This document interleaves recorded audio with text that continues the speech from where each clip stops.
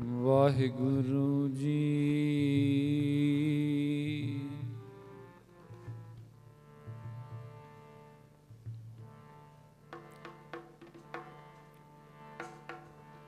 ਸਤਨਾਮ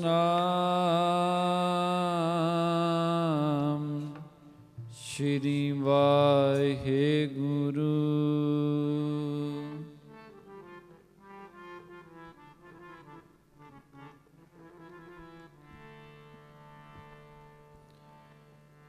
ਕਹੇ ਕਬੀਰ ਜੀਵਨ ਪਦ ਕਾਰਨ,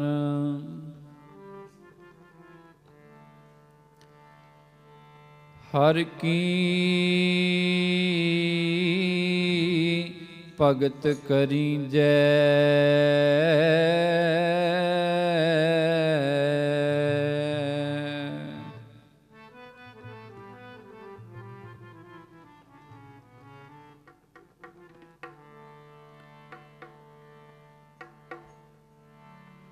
एक आधार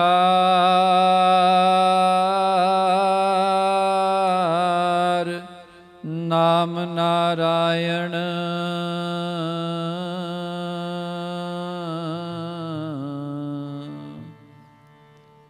एक आधार नाम नारायण, रसना राम रवीजै।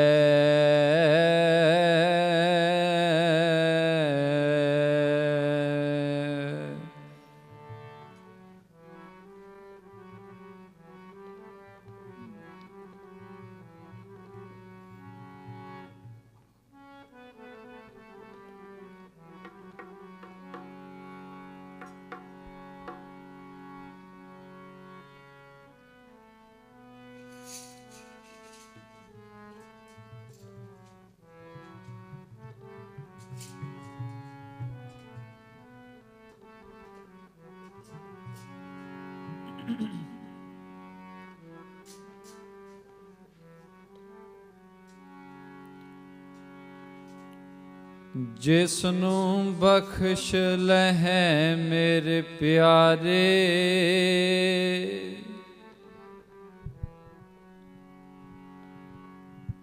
ਜਿਸਨੂੰ ਬਖਸ਼ ਲਹੈ ਮੇਰੇ ਪਿਆਰੇ, ਸੋ ਜਸ ਤੇਰਾ ਗਾਵੇ। ਜਿਸਨੂੰ ਬਖਸ਼ ਲਹੈ ਮੇਰੇ ਪਿਆਰੇ, ਸੋ ਜਸ ਤੇਰਾ ਗਾਵੇ। ਬਖਸ਼ ਲਹੈ ਮੇਰੇ ਪਿਆਰੇ, ਸੋ ਜਸ ਤੇਰਾ ਗਾਵੇ।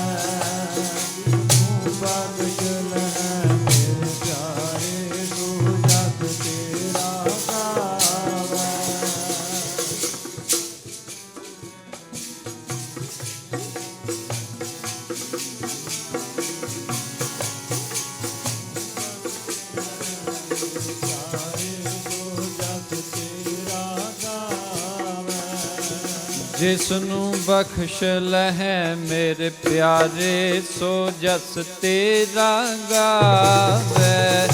ਜਿਸਨੂੰ ਬਖਸ਼ ਲਹੈ ਮੇਰੇ ਪਿਆਰੇ, ਸੋ ਜਸ ਤੇਰਾ ਗਾਵੇ। ਜਿਸਨੂੰ ਬਖਸ਼ ਲਹੈ ਮੇਰੇ ਪਿਆਰੇ, ਸੋ ਜਸ ਤੇਰਾ ਗਾਵੇ।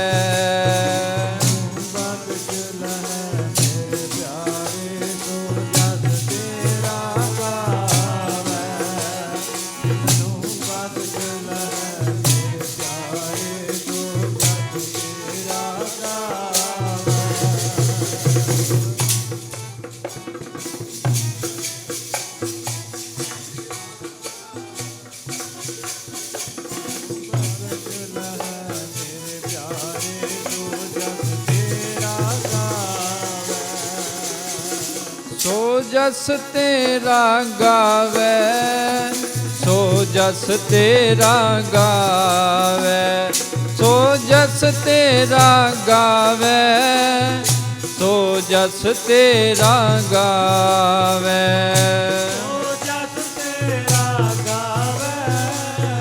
ਸੋ ਜਸ ਤੇਰਾ ਗਾਵੇ, ਸੋ ਜਸ ਤੇਰਾ ਗਾਵੇ। ਸੋ ਜਸ ਤੇਰਾ ਗਾਵੇ।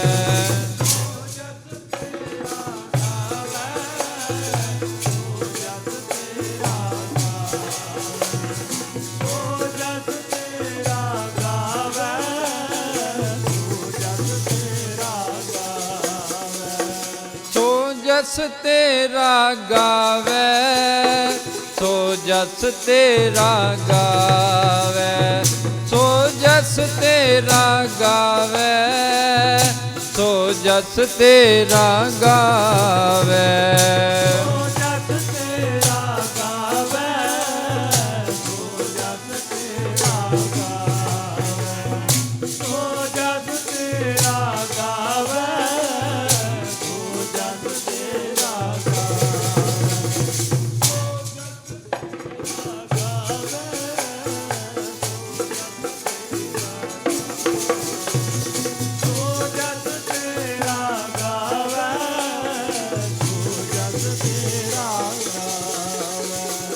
जिसनू बख्श लहै मेरे प्यारे, सो जस तेरा गावे, जिसनू बख्श लहै मेरे प्यारे, सो जस तेरा गावे, बख्श लहै मेरे प्यारे, जस तेरा गावे, बख्श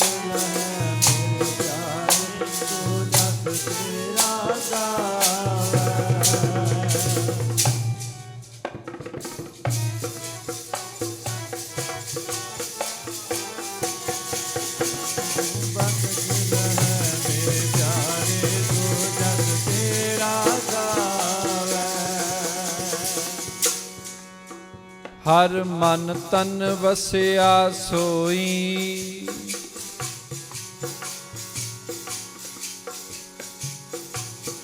जय जयकार करे सब कोई,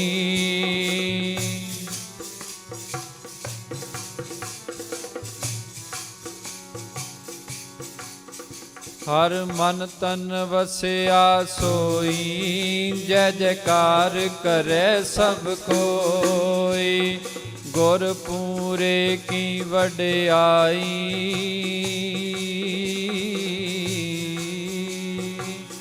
ताकी कीमत कहीं न जाई, ताकी कीमत कहीं न जाई, हो कुर्बान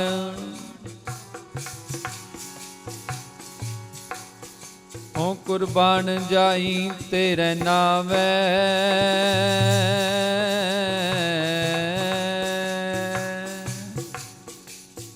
जिसनू बख्श लहै मेरे प्यारे, सो जस तेरा गावे, सो जस तेरा गावे।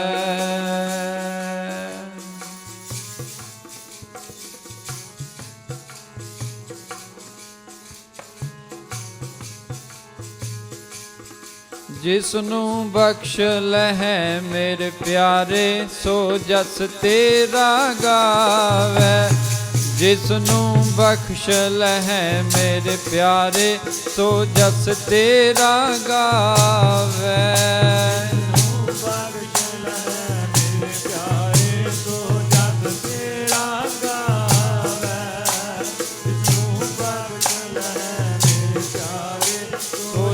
तेरा गावे।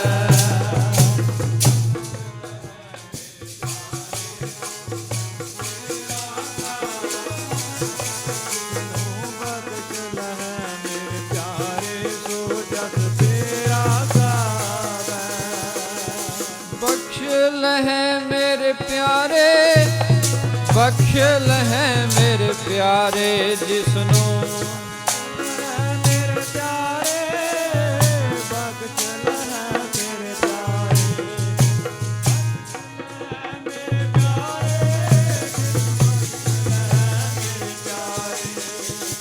बख्श लहै मेरे प्यारे, सो जस तेरा गावे, जिसनू बख्श लहै मेरे प्यारे, सो जस तेरा गावे, बख्श लहै मेरे प्यारे, सो जस तेरा गावे, जिसनू बख्श लहै मेरे प्यारे, सो जस तेरा गावे।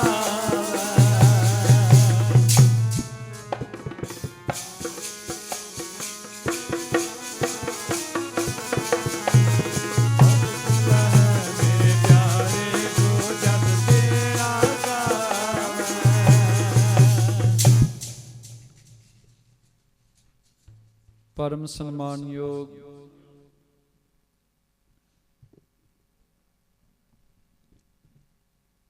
जुगो जुग अटल साहिब सतगुरु गरीब नवाज सच्चे पातशाह तखत चवर छतर जी दे मालिक धन सतगुरु श्री गुरु ग्रंथ ਸਾਹਿਬ महाराज जी दे पावन दरबार अंदर जुड़ बैठे सतसंगी जनों, आप जी वड्डियां भागां वाले हो।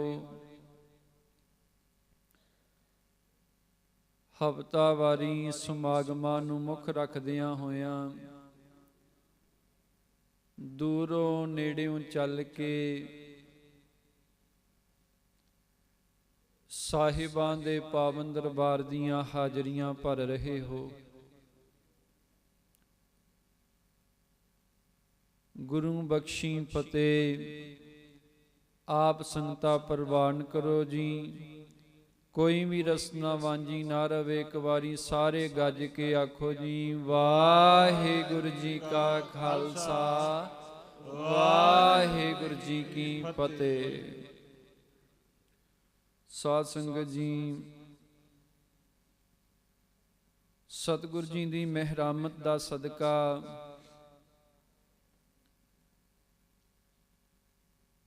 पातशाह जी ने किरपा करके सतसंग करन दा हर जस करन दा ए वेला बख्शिश कीता है।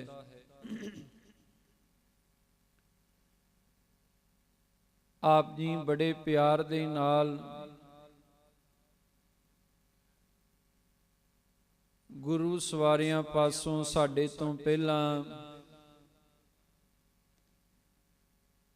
ਅੰਮ੍ਰਿਤਮਈ ਬਾਣੀ ਸੁਖਮਨੀ ਸਾਹਿਬ ਜੀ ਦੇ ਜਾਪ ਸਰਵਣ ਕੀਤੇ।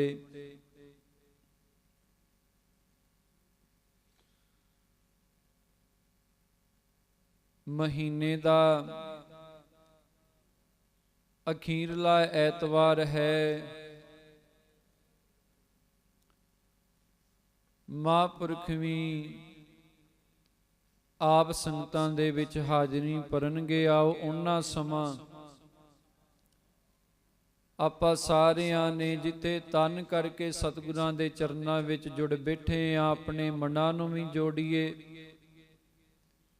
ਮਨਾਂ ਨੂੰ ਇਕਾਗਰ ਕਰਕੇ ਸਤਿਗੁਰਾਂ ਦੀ ਸਿਫਤ ਸਲਾਹ ਕਰਕੇ ਇਸ ਸਮੇਂ ਨੂੰ ਸਫਲ ਬਣਾਈਏ।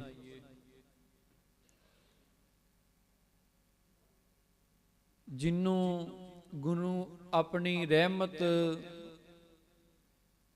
करके अपनी कृपा करके सिफत सलाह दी दात बख्श देवे ते महाराज जी कहते ने ओ फिर पातशाहां दा पातशाह हुंदा है।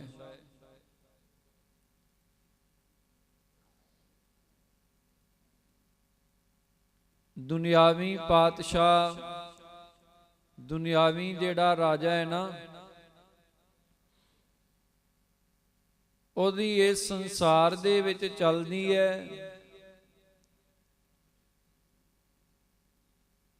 पर जिंदा मन जिंदा हिरदा पातशाहां दे पातशाह वाहिगुरु पूरे सतगुर दे नाल जुड़ जे, ओदी फिर दरगाह दे विच भी चलदी है।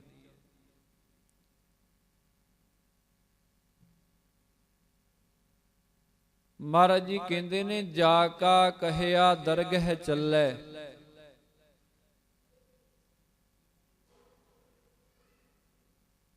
जिंदा हिरदा सच्चे पातशाह दे नाल ए दुनियावी जिन्ने पातशाह ने या बादशाह ने ये झूठे ने। 4 दिनां दी खेड है, इन्हां दी 4 दिनां दा राज है। महाराज जी कहते ने भाई को हर समान नहीं राजा, ए भूपत सब 4 दिवस के झूठे करत दी वाजा। कहते उस परमेश्वर दे समान कोई भी राजा नहीं।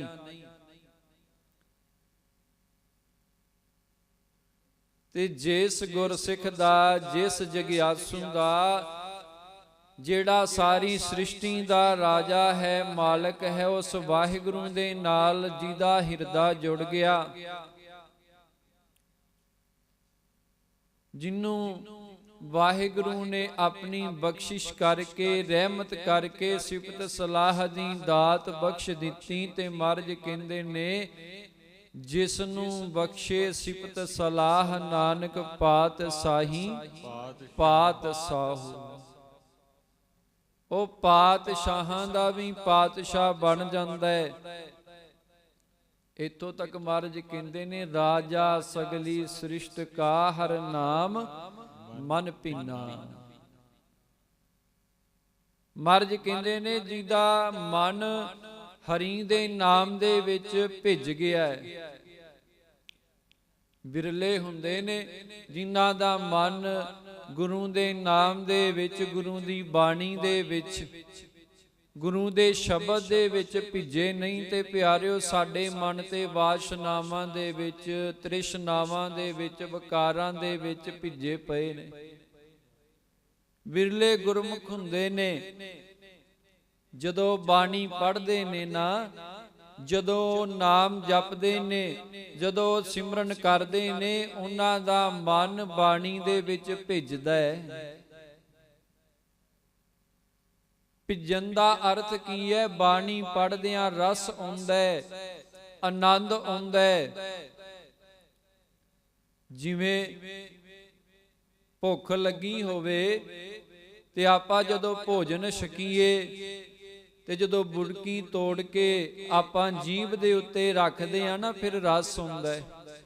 ਇਸੇ ਤਰ੍ਹਾਂ ਜਿਹੜੇ ਗੁਰਮੁਖ ਹੁੰਦੇ ਨੇ, ਜਿਹੜੇ ਗੁਰਸਿੱਖ ਹੁੰਦੇ ਨੇ, ਜਿਹੜੇ ਸਤਿਪੁਰਸ਼ ਹੁੰਦੇ ਨੇ, ਸੰਤ ਜਨ ਹੁੰਦੇ ਨੇ, ਉਹਨਾਂ ਨੂੰ ਗੁਰੂ ਦਾ ਨਾਮ ਜਪਦਿਆਂ, ਗੁਰੂ ਦੀ ਬਾਣੀ ਦੇ ਜਾਪ ਕਰਦਿਆਂ ਰਸ ਆਉਂਦਾ ਹੈ, ਆਨੰਦ ਆਉਂਦਾ ਹੈ। ਉਹਨਾਂ ਦਾ ਮਨ ਜਿਹੜਾ ਹੈ ਗੁਰੂ ਦੇ ਨਾਮ ਦੇ ਵਿੱਚ, ਗੁਰੂ ਦੀ ਬਾਣੀ ਦੇ ਵਿੱਚ, ਗੁਰੂ ਦੇ ਸ਼ਬਦ ਦੇ ਵਿੱਚ ਭਿੱਜਦਾ ਹੈ। ਮਹਾਰਾਜ ਕਹਿੰਦੇ, ਸਾਰੀ ਸ੍ਰਿਸ਼ਟੀ ਦਾ ਰਾਜਾ ਹੈ। ਰਾਜਾ ਸਗਲੀ ਸ੍ਰਿਸ਼ਟ ਕਾ, ਹਰ ਨਾਮ ਮਨ ਭਿੰਨਾ। ਪਰ ਬਿਰਲੇ ਬਿਰਲੇ ਹੁੰਦੇ ਨੇ ਜਿਨ੍ਹਾਂ ਦਾ ਮਨ ਗੁਰੂ ਦੇ ਨਾਮ ਦੇ ਵਿੱਚ ਭਿੱਜਦਾ ਹੈ। ਸਤ ਸੰਗ ਕਰਦਿਆਂ, ਕੀਰਤਨ ਕਰਦਿਆਂ, ਕੀਰਤਨ ਸੁਣਦਿਆਂ ਮਨ ਜਿਹੜਾ ਹੈ ਭਿੱਜਦਾ ਹੈ, ਗੁਰੂ ਦੀ ਬਾਣੀ ਦੀ ਵਿਚਾਰ ਦੇ ਵਿੱਚ, ਕੀਰਤਨ ਦੇ ਵਿੱਚ। ਤੇ ਮਹਾਰਾਜ ਕਹਿੰਦੇ, ਉਹ ਪਾਤਸ਼ਾਹਾਂ ਦੇ ਪਾਤਸ਼ਾਹ ਨੇ। ਆਪਾਂ ਵੀ ਯਤਨ ਕਰੀਏ, ਅਰਦਾਸ ਕਰੀਏ, ਕਿਉਂਕਿ ਜਿਹਦਾ ਮਨ ਬੇਪਰਵਾਹ ਦੇ ਨਾਲ ਲੱਗ ਜਾਏ ਨਾ, ਉਹ ਪਰਮੇਸ਼ਵਰ ਬੇਪਰਵਾਹ ਹੈ। ਤੇ ਜਦੋਂ ਬੇਪਰਵਾਹ ਦੇ ਨਾਲ ਕੋਈ ਆਪਣੇ ਮਨ ਨੂੰ ਜੋੜਦਾ ਹੈ, ਫਿਰ ਉਹਦਾ ਮਨ ਵੀ ਬੇਪਰਵਾਹ ਹੋ ਜਾਂਦਾ ਹੈ।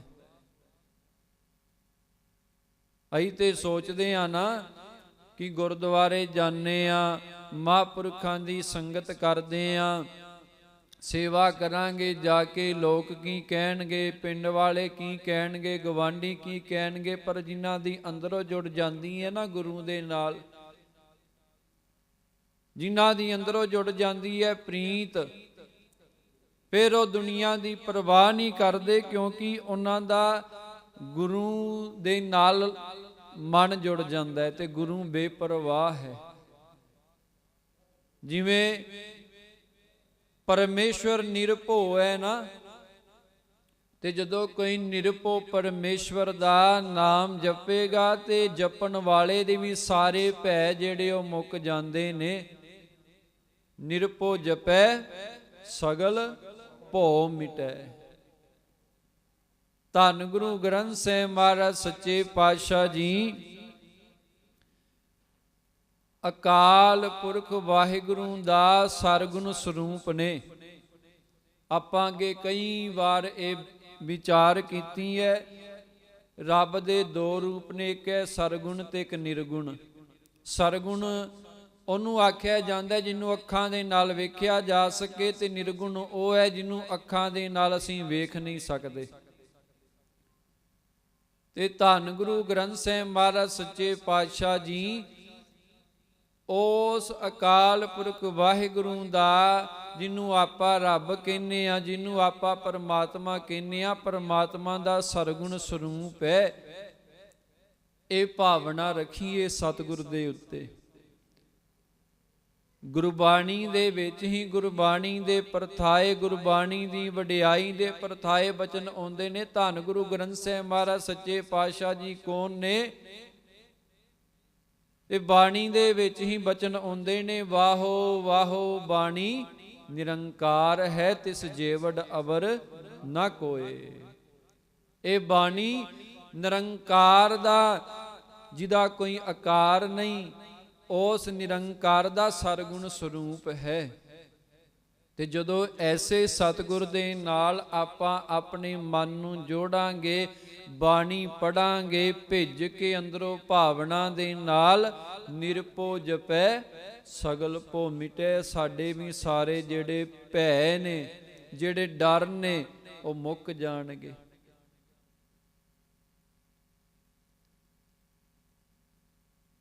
ਤੇ ਉਹ ਸਾਰੇ ਸ੍ਰਿਸ਼ਟੀ ਦਾ ਰਾਜਾ ਹੈ। ਇੱਥੋਂ ਤੱਕ ਬਚਨ ਆਉਂਦੇ ਨੇ। ਇੱਕ ਭਗਤ ਹੁੰਦਾ ਹੈ ਨਾ, ਜਿਹੜਾ ਗੁਰੂ ਦਾ ਜਿਹੜਾ ਭਗਤ ਹੈ, ਭਗਤ ਕਿਹਨੂੰ ਕਹਿੰਦੇ ਨੇ?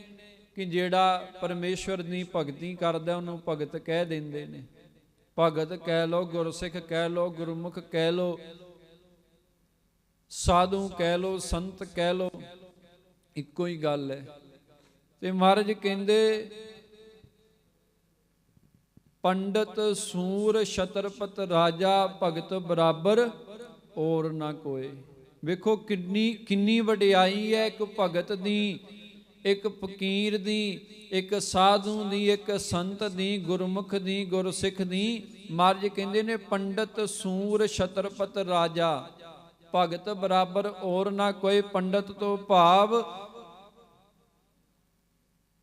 ਗਿਆਨਵਾਨ ਹੋਵੇ, ਜਿੰਨਾ ਮਰਜੀ ਗਿਆਨਵਾਨ ਬੰਦਾ ਹੋਵੇ, ਜਿੰਨਾ ਮਰਜੀ ਗਿਆਨ ਹੋਵੇ। ਫਿਰ ਕਹਿੰਦੇ ਨੇ ਸੂਰ, ਜਿੱਡਾ ਮਰਜੀ ਵੱਡਾ ਸੂਰਮਾ ਹੋਵੇ। ਮਹਾਰਾਜ ਕਹਿੰਦੇ ਨੇ ਛਤਰਪਤ ਰਾਜਾ, ਭਾਵੇਂ ਛਤਰਪਤੀ ਰਾਜਾ ਹੋਵੇ ਜਿਹਦਾ ਸਾਰੀ ਦੁਨੀਆ ਤੇ ਹੁਕਮ ਚੱਲਦਾ ਹੋਵੇ, ਪਰ ਮਹਾਰਾਜ ਕਹਿੰਦੇ ਨੇ ਭਗਤ ਬਰਾਬਰ ਔਰ ਨਾ ਕੋਈ। ਇਹਨਾਂ ਦੇ ਵਿੱਚੋਂ ਭਗਤ ਦੀ ਬਰਾਬਰੀ ਕੋਈ ਵੀ ਨਹੀਂ ਕਰ ਸਕਦਾ। ਇੰਨੀ ਵਡਿਆਈ ਹੈ ਇੱਕ ਭਗਤ ਦੀ,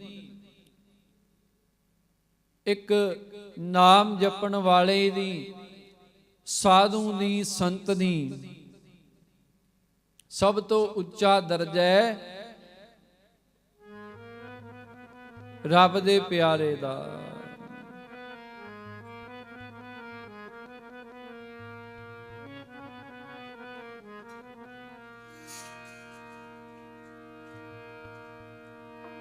ਰੱਬ ਦੇ ਫਕੀਰਾਂ ਦਾ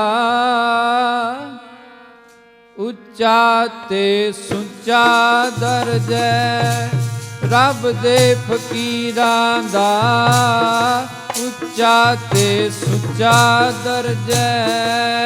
ਰੱਬ ਦੇ ਫਕੀਰਾਂ ਦਾ ਉੱਚਾ ਤੇ ਸੁੱਚਾ ਦਰਜਾ। ਰੱਬ ਦੇ ਫਕੀਰਾਂ ਦਾ ਉੱਚਾ ਤੇ ਸੁੱਚਾ ਦਰਜਾ।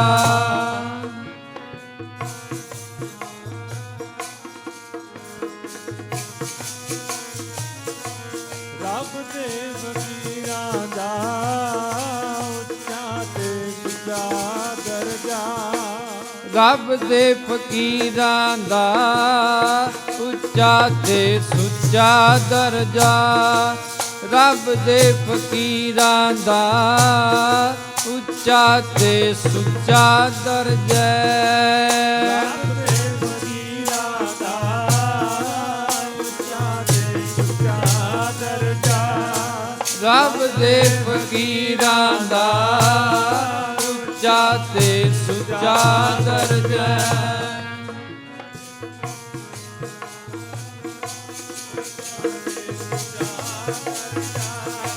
ਰੱਬ ਦੇ ਫਕੀਰਾਂ ਦਾ ਉੱਚਾ ਤੇ ਸੁੱਚਾ ਦਰਜਾ। ਬੇਪਰਵਾਹ ਹੁੰਦੇ ਨੇ, ਰੰਗ ਹਸੈ ਰੰਗ ਰੋਵੇ, ਚੁੱਪ ਪੀ ਕਰ ਜਾਏ, ਪਰਵਾਹ ਨਾਹੀ ਕਿਸੈ ਕੇਰੀ, ਬਾਜ ਸੱਚੇ ਨਾਹ। ਕਹਿੰਦੇ ਪਰਵਾਹ ਨਹੀਂ ਕਰਦੇ। ਇੱਕ ਵਾਹਿਗੁਰੂ ਦੇ ਨਾਮ ਤੋਂ ਬਿਨਾ, ਪਰਮੇਸ਼ਵਰ ਦੇ ਨਾਮ ਤੋਂ ਬਿਨਾ ਕਿਸੇ ਦੀ ਪਰਵਾਹ ਨਹੀਂ ਕਰਦੇ, ਕਿਉਂਕਿ ਮਨ ਬੇਪਰਵਾਹ ਦੇ ਨਾਲ ਜੁੜ ਗਿਆ। ਅਸੀਂ ਤੇ ਦਿਨ ਰਾਤ ਪਿਆਰਿਓ ਮਨਾਂ ਦੇ ਵਿੱਚ ਝੂਰੀ ਜਾਂਦੇ ਆ, ਇੱਦਾਂ ਨਹੀਂ ਇੱਦਾਂ ਹੋਣਾ ਚਾਹੀਦਾ ਸੀ, ਇੱਦਾਂ ਨਹੀਂ ਇੱਦਾਂ, ਲੋਕ ਕੀ ਕਹਿਣਗੇ, ਰਿਸ਼ਤੇਦਾਰ ਕੀ ਕਹਿਣਗੇ, ਕਿਉਂਕਿ ਸਾਡੀ ਅੰਦਰੋਂ ਨਹੀਂ ਨਾ ਲੱਗੀ, ਉੱਤੋਂ ਉੱਤੋਂ ਹੈ।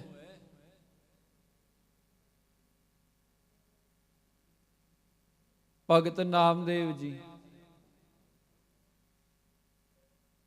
ਕਹਿੰਦੇ ਇੱਕ ਵਾਰੀ ਨਾ ਕੋਈ ਮਾੜੇ ਕਰਮ ਕਰਨ ਵਾਲੀ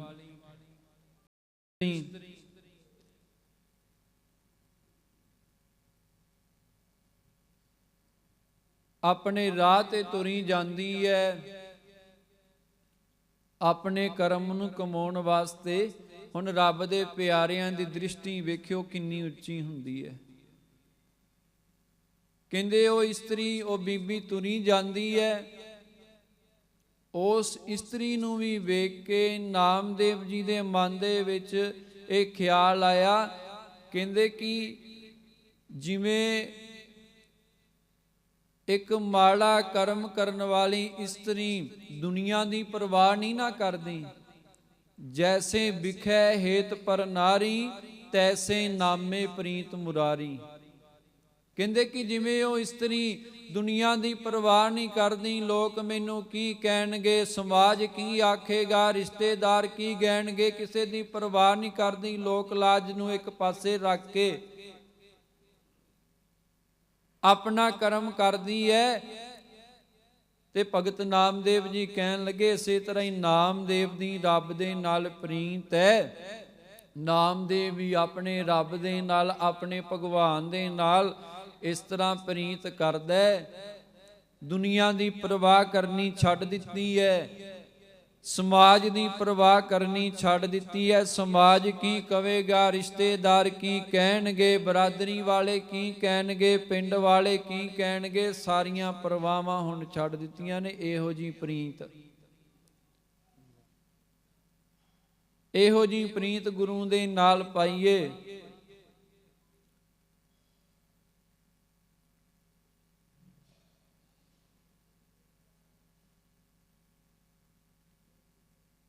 ਅੰਤ ਵੇਲੇ ਦੁਨੀਆ ਨੇ ਛੱਡ ਦੇਵਣਾ, ਗੁਰਾ ਕੰਮ ਆਉਣਾ ਹੈ। ਜਮਾਂ ਵਾਲੀ ਮਾਰ ਝੱਲੀ ਨਹੀਂ ਜਾਣੀ, ਗੁਰਾਂ ਨੇ ਛਡਾਉਣਾ ਹੈ। ਆਪਾਂ ਦੁਨੀਆ ਦੀ ਪਰਵਾਹ ਕਰਨੇ ਆ, ਯਾਦ ਰੱਖੀਏ ਅੰਤ ਨੂੰ ਇਸ ਦੁਨੀਆ ਨੇ ਕੰਮ ਨਹੀਂ ਆਉਣਾ। ਨਾ ਰਿਸ਼ਤੇਦਾਰਾਂ ਨੇ ਨਾਲ ਜਾਣਾ, ਨਾ ਇਸ ਸਮਾਜ ਨੇ ਨਾਲ ਜਾਣਾ। ਜੇ ਪਰਵਾਹ ਕਰਨੀ ਹੈ ਨਾ ਸਮਾਜ ਦੀ, ਰਿਸ਼ਤੇਦਾਰਾਂ ਦੀ, ਬਰਾਦਰੀ ਦੀ, ਫਿਰ ਮਾੜਾ ਕਰਮ ਕਰਨ ਲੱਗਿਆ ਸੋਚਿਆ ਕਰੀਏ। ਉਦੋਂ ਪਰਵਾਹ ਕਰਨੀ ਚਾਹੀਦੀ ਹੈ, ਪਰ ਮੰਦਾ ਕਰਮ ਕਰਨ ਲੱਗਿਆ ਬੰਦਾ ਪਰਵਾਹ ਨਹੀਂ ਕਰਦਾ। ਜਦੋਂ ਕੋਈ ਚੰਗਾ ਕੰਮ ਕਰਨਾ ਹੋਵੇ, ਗੁਰਦੁਆਰੇ ਜਾਣਾ ਹੋਵੇ, ਗੁਰੂ ਘਰ ਜਾਣਾ ਹੋਵੇ, ਮਹਾਂਪੁਰਸ਼ਾਂ ਦੀ ਸੰਗਤ ਕਰਨੀ ਹੋਵੇ, ਤੇ ਫਿਰ ਕਿੰਨੀ ਵਾਰੀ ਸੋਚਦੇ ਆ ਕਿ ਲੋਕ ਕੀ ਕਹਿਣਗੇ, ਪਿੰਡ ਵਾਲੇ ਕੀ ਕਹਿਣਗੇ। ਉਲਟੀ ਗੱਲ ਹੈ ਨਾ। ਸੋਚਣਾ ਤੇ ਚਾਹੀਦਾ ਹੈ ਕਿ ਜਦੋਂ ਮਨ ਦੇ ਵਿੱਚ ਮਾੜਾ ਖਿਆਲ ਆਵੇ ਉਦੋਂ ਸੋਚੀਏ, ਪਰ ਨਹੀਂ ਸੋਚਦੇ। ਜਿਹਦਾ ਮਨ ਗੁਰੂ ਦੇ ਨਾਲ ਜੁੜ ਜਾਂਦਾ ਹੈ, ਫਿਰ ਪਿਆਰਿਓ ਉਹ ਸਾਰੀਆਂ ਪਰਵਾਹਾਂ ਛੱਡ ਦਿੰਦਾ ਹੈ। ਮੇਰੀ ਪੀਰੀ ਦੇ ਮਾਲਕ ਛੇਵੇਂ ਪਾਤਸ਼ਾਹ ਧੰਨ ਗੁਰੂ ਹਰਗੋਬਿੰਦ ਸਾਹਿਬ ਜੀ ਮਹਾਰਾਜ ਜੀ ਦੇ ਵੇਲੇ ਸੱਚੇ ਪਾਤਸ਼ਾਹ ਜੀ ਦਾ ਇੱਕ ਗਰੀਬ ਜਿਹਾ ਸਿੱਖ ਹੋਇਆ, ਤਨ ਕਰਕੇ ਗਰੀਬ ਹੈ, ਪਰ ਮਨ ਕਰਕੇ ਅੰਦਰੋਂ ਬੜਾ ਅਮੀਰ ਹੈ, ਅੰਦਰ ਜਿਹੜਾ ਗੁਰੂ ਦੇ ਪ੍ਰੇਮ ਦੇ ਨਾਲ ਭਰਪੂਰ ਹੈ। ਹੁਣ ਕਈ ਲੋਕ ਸਰੀਰ ਕਰਕੇ ਦੁਨਿਆਵੀ ਤੌਰ ਤੇ ਦੇਖਣ ਨੂੰ ਬੜੇ ਅਮੀਰ ਲੱਗਦੇ ਨੇ, ਧਨਵਾਨ ਲੱਗਦੇ ਨੇ, ਪਰ ਮਨ ਕਰਕੇ ਬੜੇ ਗਰੀਬ ਹੁੰਦੇ ਨੇ। ਨਾ ਉਹਨਾਂ ਦੇ ਅੰਦਰ ਭਾਵਨਾ ਹੁੰਦੀ ਹੈ, ਨਾ ਸ਼ਰਧਾ ਹੁੰਦੀ ਹੈ, ਅੰਦਰ ਜਿਹੜੇ ਹੰਕਾਰ ਦੇ ਨਾਲ ਭਰੇ ਹੁੰਦੇ ਨੇ। ਪਰ ਕਈ ਐਸੇ ਲੋਕ ਨੇ ਸੰਸਾਰ ਦੇ ਵਿੱਚ ਜਿਨ੍ਹਾਂ ਕੋਲੋਂ ਤਨ ਕਰਕੇ ਤੇ ਗਰੀਬੀ ਹੈ, ਪਰ ਮਨ ਕਰਕੇ ਬੜੇ ਅਮੀਰ ਨੇ। ਅੰਦਰੋਂ ਗੁਰੂ ਦੇ ਪ੍ਰਤੀ ਬੜੀ ਭਾਵਨਾ ਹੈ, ਅੰਦਰ ਸੱਚਾ ਪ੍ਰੇਮ ਹੈ, ਪ੍ਰੀਤ ਹੈ। ਇਸੇ ਤਰ੍ਹਾਂ ਹੀ ਨਾ ਆਗਰੇ ਦੇ ਇਲਾਕੇ ਵਿੱਚ ਰਹਿੰਦਾ ਹੈ ਇਹ ਗੁਰੂ ਕਾ ਸਿੱਖ, ਬੜੀ ਗਰੀਬੀ ਹੈ। ਕਹਿੰਦੇ ਕਿ ਘਾਹ ਖੋਤਰ ਕੇ, ਘਾਹ ਵੇਚ ਕੇ ਆਪਣਾ ਗੁਜ਼ਾਰਾ ਕਰਦਾ, ਪਰ ਅੰਦਰ ਪ੍ਰੀਤ ਹੈ, ਮਨ ਕਰਕੇ ਅਮੀਰ ਹੈ।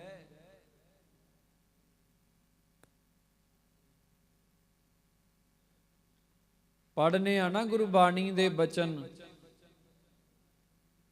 ਜਿਨ ਕੈ ਹਿਰਦੈ ਤੂੰ ਵਸੈ, ਤੇ ਨਰ ਗੁਣੀ ਗਹੀਰ।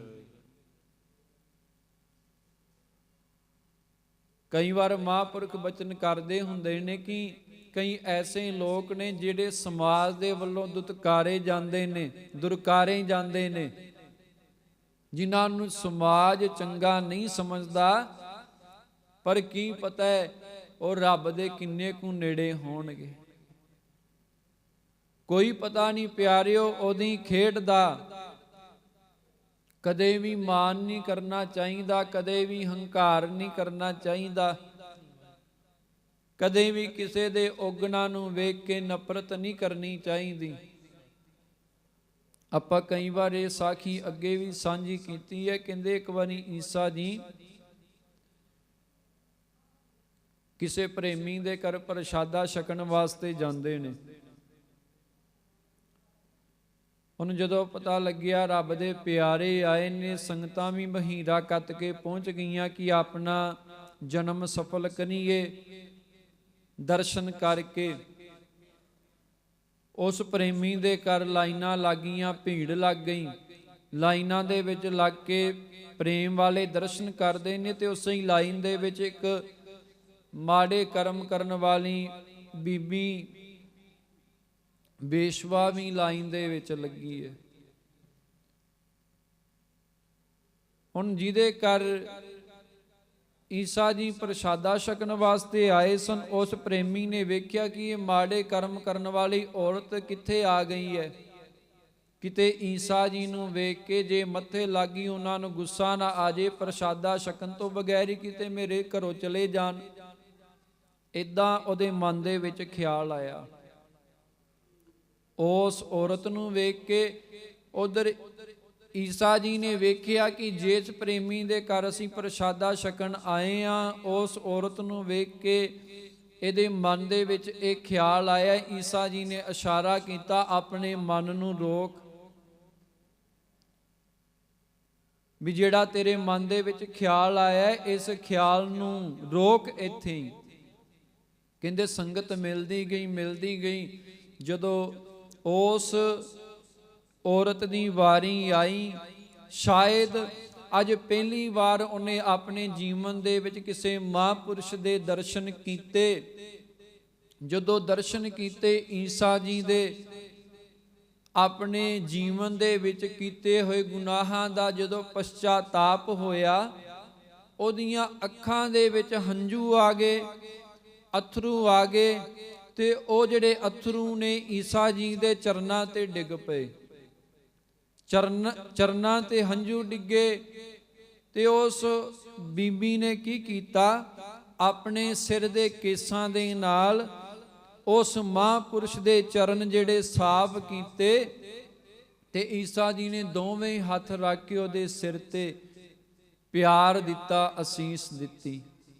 ਤੇ ਉਸ ਵੇਲੇ ਫਿਰ ਜਿਸ ਪ੍ਰੇਮੀ ਦੇ ਘਰ ਪ੍ਰਸ਼ਾਦਾ ਛਕਣ ਆਏ ਸਨ ਉਹਦੇ ਮਨ ਦੇ ਵਿੱਚ ਸ਼ੰਕਾ ਆ ਗਿਆ ਕਿ ਇਸ ਬੀਬੀ ਨੇ ਆਪਣੇ ਜੀਵਨ ਦੇ ਵਿੱਚ ਕਦੀ ਕੋਈ ਚੰਗਾ ਕਰਮ ਨਹੀਂ ਕੀਤਾ ਤੇ ਈਸਾ ਜੀ ਨੇ ਇੰਨਾ ਪਿਆਰ ਇੰਨਾ ਸਤਿਕਾਰ ਉਹਨੂੰ ਦਿੱਤਾ।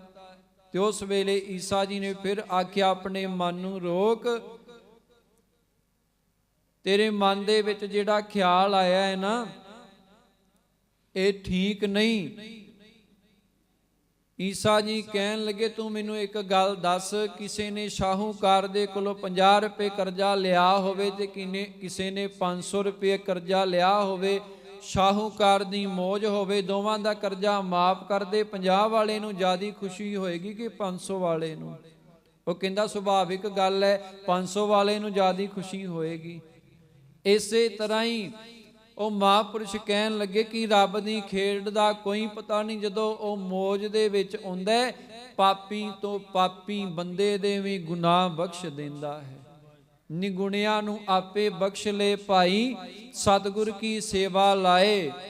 ਨਿਗੁਣਿਆਂ ਨੂੰ ਵੀ, ਜਿਸ ਬੰਦੇ ਦੇ ਵਿੱਚ ਸਿਰ ਤੋਂ ਲੈ ਕੇ ਪੈਰਾਂ ਤੱਕ ਇੱਕ ਵੀ ਗੁਣ ਨਹੀਂ, ਜਦੋਂ ਪਰਮਾਤਮਾ ਦੀ ਮੌਜ ਹੁੰਦੀ ਹੈ, ਉਹਦੀ ਰਹਿਮਤ ਵਰਤਦੀ ਹੈ, ਉਹਦੀ ਬਖਸ਼ਿਸ਼ ਵਰਤਦੀ ਹੈ, ਉਹ ਨਿਗੁਣਿਆਂ ਨੂੰ ਵੀ ਬਖਸ਼ ਕੇ ਆਪਣੀ ਸੇਵਾ ਦੇ ਵਿੱਚ ਲਾ ਲੈਂਦਾ ਹੈ।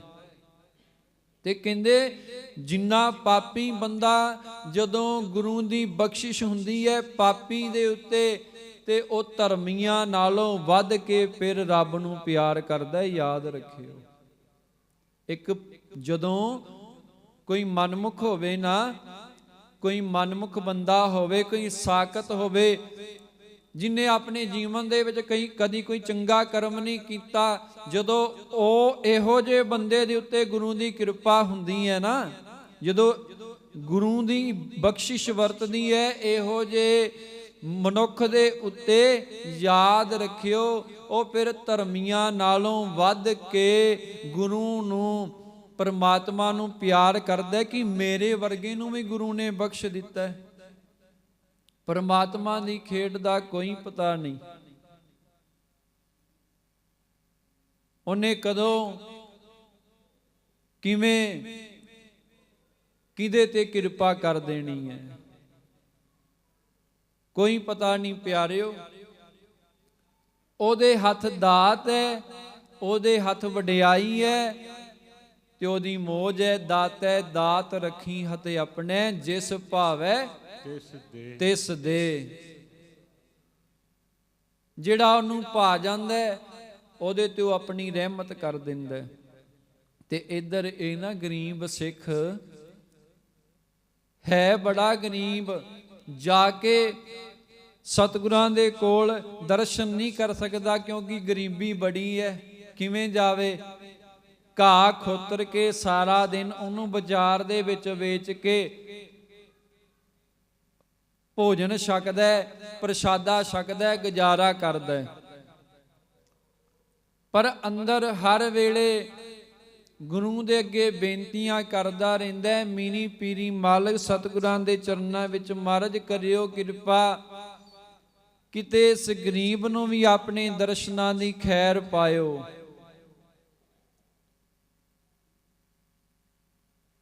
ਤੇ ਹੁਣ ਪਿਆਰਿਓ, ਕੋਈ ਪ੍ਰੇਮ ਦੇ ਨਾਲ ਗੁਰੂ ਨੂੰ ਯਾਦ ਕਰੇ ਤੇ ਗੁਰੂ ਤੇ ਪ੍ਰੇਮ ਦਾ ਹੀ ਭੁੱਖਾ ਹੈ ਨਾ, ਉਹ ਤੇ ਭਾਵ ਦਾ ਭੁੱਖਾ ਹੈ। ਗੁਰੂ ਭਾਵਨਾ ਵੇਂਦਾ, ਗੁਰੂ ਨੇ ਸਾਡੇ ਪਦਾਰਥ ਨਹੀਂ ਵੇਖਣੇ, ਗੁਰੂ ਪਦਾਰਥਾਂ ਦਾ ਭੁੱਖਾ ਨਹੀਂ, ਕਿਉਂਕਿ ਉਹ ਤੇ ਦਾਤਾ ਹੈ, ਸਾਨੂੰ ਦੇਣ ਵਾਲਾ। ਅਸੀਂ ਗੁਰੂ ਨੂੰ ਕੀ ਦੇ ਸਕਦੇ ਹਾਂ?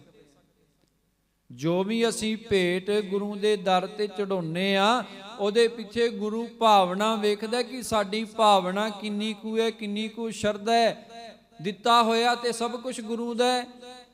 ਗੁਰੂ ਦੇ ਦਿੱਤੇ ਹੋਏ ਦੇ ਵਿੱਚੋਂ ਪਿਆਰਿਓ ਅਸੀਂ ਪ੍ਰੇਮ ਦੇ ਨਾਲ ਭੇਟ ਕਰਦੇ ਆ। ਗੁਰੂ ਨੂੰ ਅਸੀਂ ਦਾਨ ਨਹੀਂ ਦੇ ਸਕਦੇ। ਆਪਾਂ ਕਹਿੰਦੇ ਆ ਇੰਨੇ ਰੁਪਈਏ ਫਲਾਣੀ ਚੀਜ਼ ਮੈਂ ਗੁਰੂ ਘਰ ਦੇ ਵਿੱਚ ਦਾਨ ਦਿੱਤੀ ਹੈ। ਗੁਰੂ ਨੂੰ ਦਾਨ ਕਿਵੇਂ ਦੇ ਸਕਦੇ ਆ? ਦਾਨ ਆਪਣੇ ਤੋਂ ਛੋਟੇ ਨੂੰ ਦਿੱਤਾ ਜਾਂਦਾ ਹੈ। ਦਾਨ ਆਪਣੇ ਤੋਂ ਛੋਟੇ ਨੂੰ ਦਿੱਤਾ ਜਾਂਦਾ ਹੈ। ਗੁਰੂ ਤੇ ਪਿਆਰਿਓ ਦਾਤਾ ਹੈ। ਗੁਰੂ ਦੇ ਦਿੱਤੇ ਹੋਏ ਵਿੱਚੋਂ ਅਸੀਂ ਪ੍ਰੇਮ ਦੇ ਨਾਲ ਭੇਟ ਦੇ ਸਕਦੇ ਹਾਂ। ਮਹਾਰਾਜ ਮੇਰੀ ਆ ਭੇਟ ਸਵੀਕਾਰ ਕਰਿਓ। ਗੁਰੂ ਪਦਾਰਥ ਨਹੀਂ ਵੇਖਦਾ, ਗੁਰੂ ਤੇ ਵੇਖਦਾ ਹੈ ਪ੍ਰੇਮ। ਭਾਈ ਲਾਲੋ ਦੇ ਘਰ ਜਦੋਂ ਧੰਨ ਗੁਰੂ ਨਾਨਕ ਦੇਵ ਮਹਾਰਾਜ ਜੀ ਗਏ ਨੇ ਤੇ ਕੋਦਰੇ ਦਾ ਪ੍ਰਸ਼ਾਦਾ ਛਕਾਇਆ। ਮਰਦਾਨਾ ਕਹਿੰਦਾ ਸੱਚੇ ਪਾਤਸ਼ਾਹ ਇਹ ਲੰਘੇਗਾ ਕਿਵੇਂ, ਸੁੱਕਾ ਪ੍ਰਸ਼ਾਦਾ ਉਹ ਵੀ ਕੋਦਰੇ ਦਾ। ਇਹ ਮਹਾਰਾਜ ਕਹਿੰਦੇ ਮਰਦਾਨਿਆਂ ਬੁਰਕੀ ਤੋੜ ਕੇ ਮੂੰਹ 'ਚ ਪਾ ਕੇ ਵੇਖ, ਅੰਮ੍ਰਿਤ ਹੈ ਇਸ ਪ੍ਰਸ਼ਾਦੇ ਦੇ ਵਿੱਚ। ਕਿਉਂਕਿ ਪ੍ਰੇਮ ਹੈ ਲਾਲੋ ਦਾ। ਨਾ ਪਹਿਲਾਂ ਕਦੀ ਭਾਈ ਲਾਲੋ ਗੁਰੂ ਨਾਨਕ ਦੇਵ ਜੀ ਨੂੰ ਮਿਲਿਆ, ਨਾ ਗੁਰੂ ਨਾਨਕ ਦੇਵ ਜੀ ਭਾਈ ਲਾਲੋ ਨੂੰ ਮਿਲੇ ਨੇ। ਜਦੋਂ ਪਹਿਲੀ ਉਦਾਸੀ ਸ਼ੁਰੂ ਕੀਤੀ ਹੈ, ਜਾ ਕੇ ਸੱਚੇ ਪਾਤਸ਼ਾਹ ਜੀ ਰੁਕਦੇ ਨੇ ਐਮਨਾਬਾਦ ਦੀ ਧਰਤੀ ਤੇ। ਭਾਈ ਲਾਲੋ ਦੇ ਘਰ ਜਾ ਕੇ ਆਪ ਬੂਆ ਖੜਕਾਇਆ, ਦਰ ਖੜਕਾਇਆ ਜਾ ਕੇ ਦਰਵਾਜ਼ਾ ਭਾਈ ਲਾਲੋ ਦਾ। ਸੁਣਿਆ ਸੀ ਨਾਮ ਭਾਈ ਲਾਲੋ ਨੇ ਨਾਨਕ ਨਿਰੰਕਾਰੀ ਦਾ, ਯਾਦ ਕਰਦਾ ਸੀ ਤੇ ਪ੍ਰੇਮ ਦੀ ਖਿੱਚ ਲੈ ਕੇ ਗਈ ਗੁਰੂ ਨੂੰ ਭਾਈ ਲਾਲੋ ਦੇ ਦਰ ਤੇ, ਦਰਵਾਜ਼ੇ ਤੇ। ਤੇ ਹੁਣ ਇੱਧਰ ਇਹ ਗਰੀਬ ਬੜਾ ਜਿਹਾ ਸਿੱਖ, ਨਿਮਾਣਾ ਜਿਹਾ ਸਿੱਖ ਹਰ ਵੇਲੇ ਗੁਰੂ ਨੂੰ ਯਾਦ ਕਰਦਾ ਅੰਦਰੋਂ। ਮਹਾਰਾਜ ਕਿਰਪਾ ਕਰਿਓ, ਮੇਰੇ ਮਰਨ ਤੋਂ ਪਹਿਲਾਂ ਇੱਕ ਵਾਰੀ ਮੈਨੂੰ ਦਰਸ਼ਨ ਜ਼ਰੂਰ ਦੇ ਆਜ। ਤੇ ਹੁਣ ਜਦੋਂ ਕੋਈ ਮਨ ਕਰਕੇ ਗੁਰੂ ਨੂੰ ਯਾਦ ਕਰੇ ਤੇ ਫਿਰ ਪਿਆਰਿਓ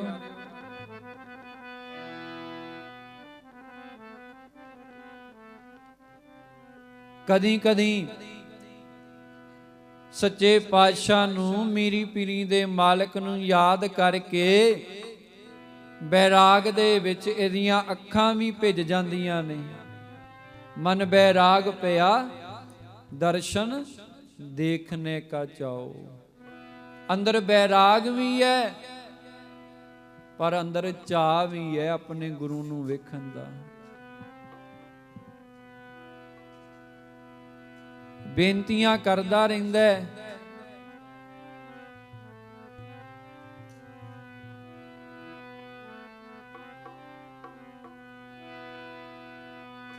ਮਨ ਲੋਚਦਾ ਤਰਸ ਦੀਆਂ ਅੱਖੀਆਂ,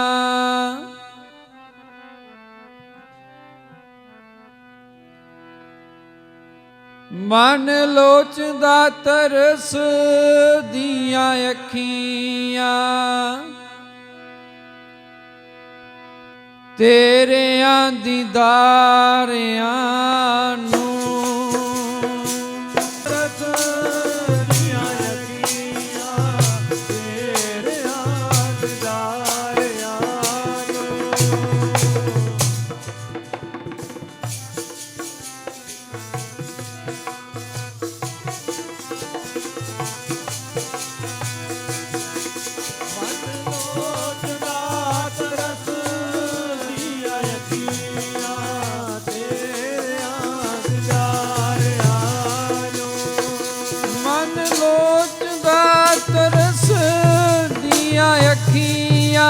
ਤਰਸ ਦੀਆਂ ਅੱਖੀਆਂ, ਤੇਰਿਆਂ ਦੀਦਾਰਿਆਂ ਨੂੰ।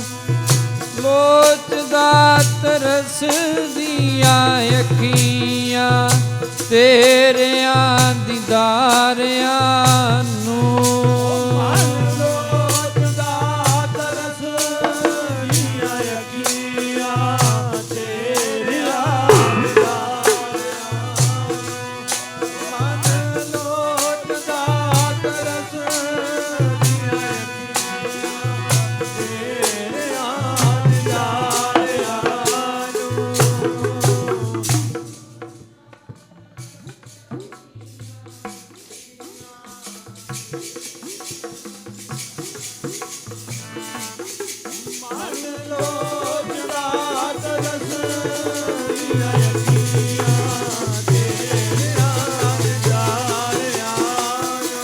ਤੇ ਭਰੋਸਾ ਵੱਜ ਜਾਂਦਾ ਹੈ ਕਿ ਸੱਚੇ ਪਾਤਸ਼ਾਹ ਜੀ ਹੋਣਗੇ ਜ਼ਰੂਰ।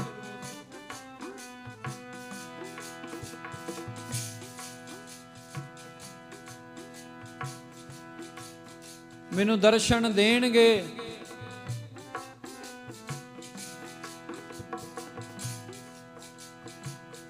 ਕਿਉਂਕਿ ਗੁਰੂ ਦਾ ਬਿਰਧ ਹੈ, ਗਰੀਬਾਂ ਨੂੰ ਨਵਾਜਦਾ ਹੈ।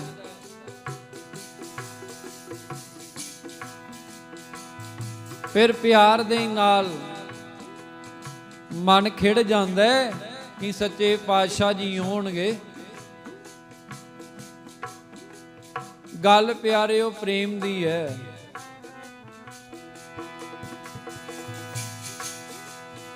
ਹੋਣਗੇ ਜੀ ਦੀਦਾਰ ਗੁਰਾਂ ਦੇ, ਹੋਣਗੇ ਜੀ ਦੀਦਾਰ ਗੁਰਾਂ ਦੇ,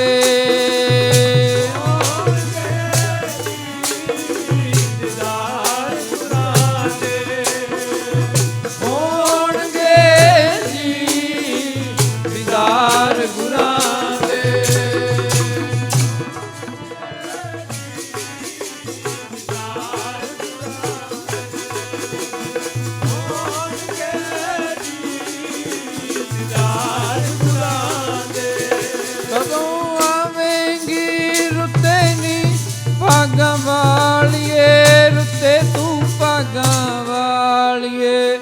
ਹੋਣਗੇ ਦੀਦਾਰ ਗੁਰਾਂ ਦੇ, ਕਦੋਂ ਆਵੇਂਗੀ ਰੁੱਤੇ ਨੀ ਭਾਗਾਂ ਵਾਲੀਏ। ਹੋਣਗੇ ਦੀਦਾਰ ਗੁਰਾਂ ਦੇ, ਆਵੇਂਗੀ ਰੁੱਤੇ ਨੀ ਭਾਗਾਂ ਵਾਲੀਏ।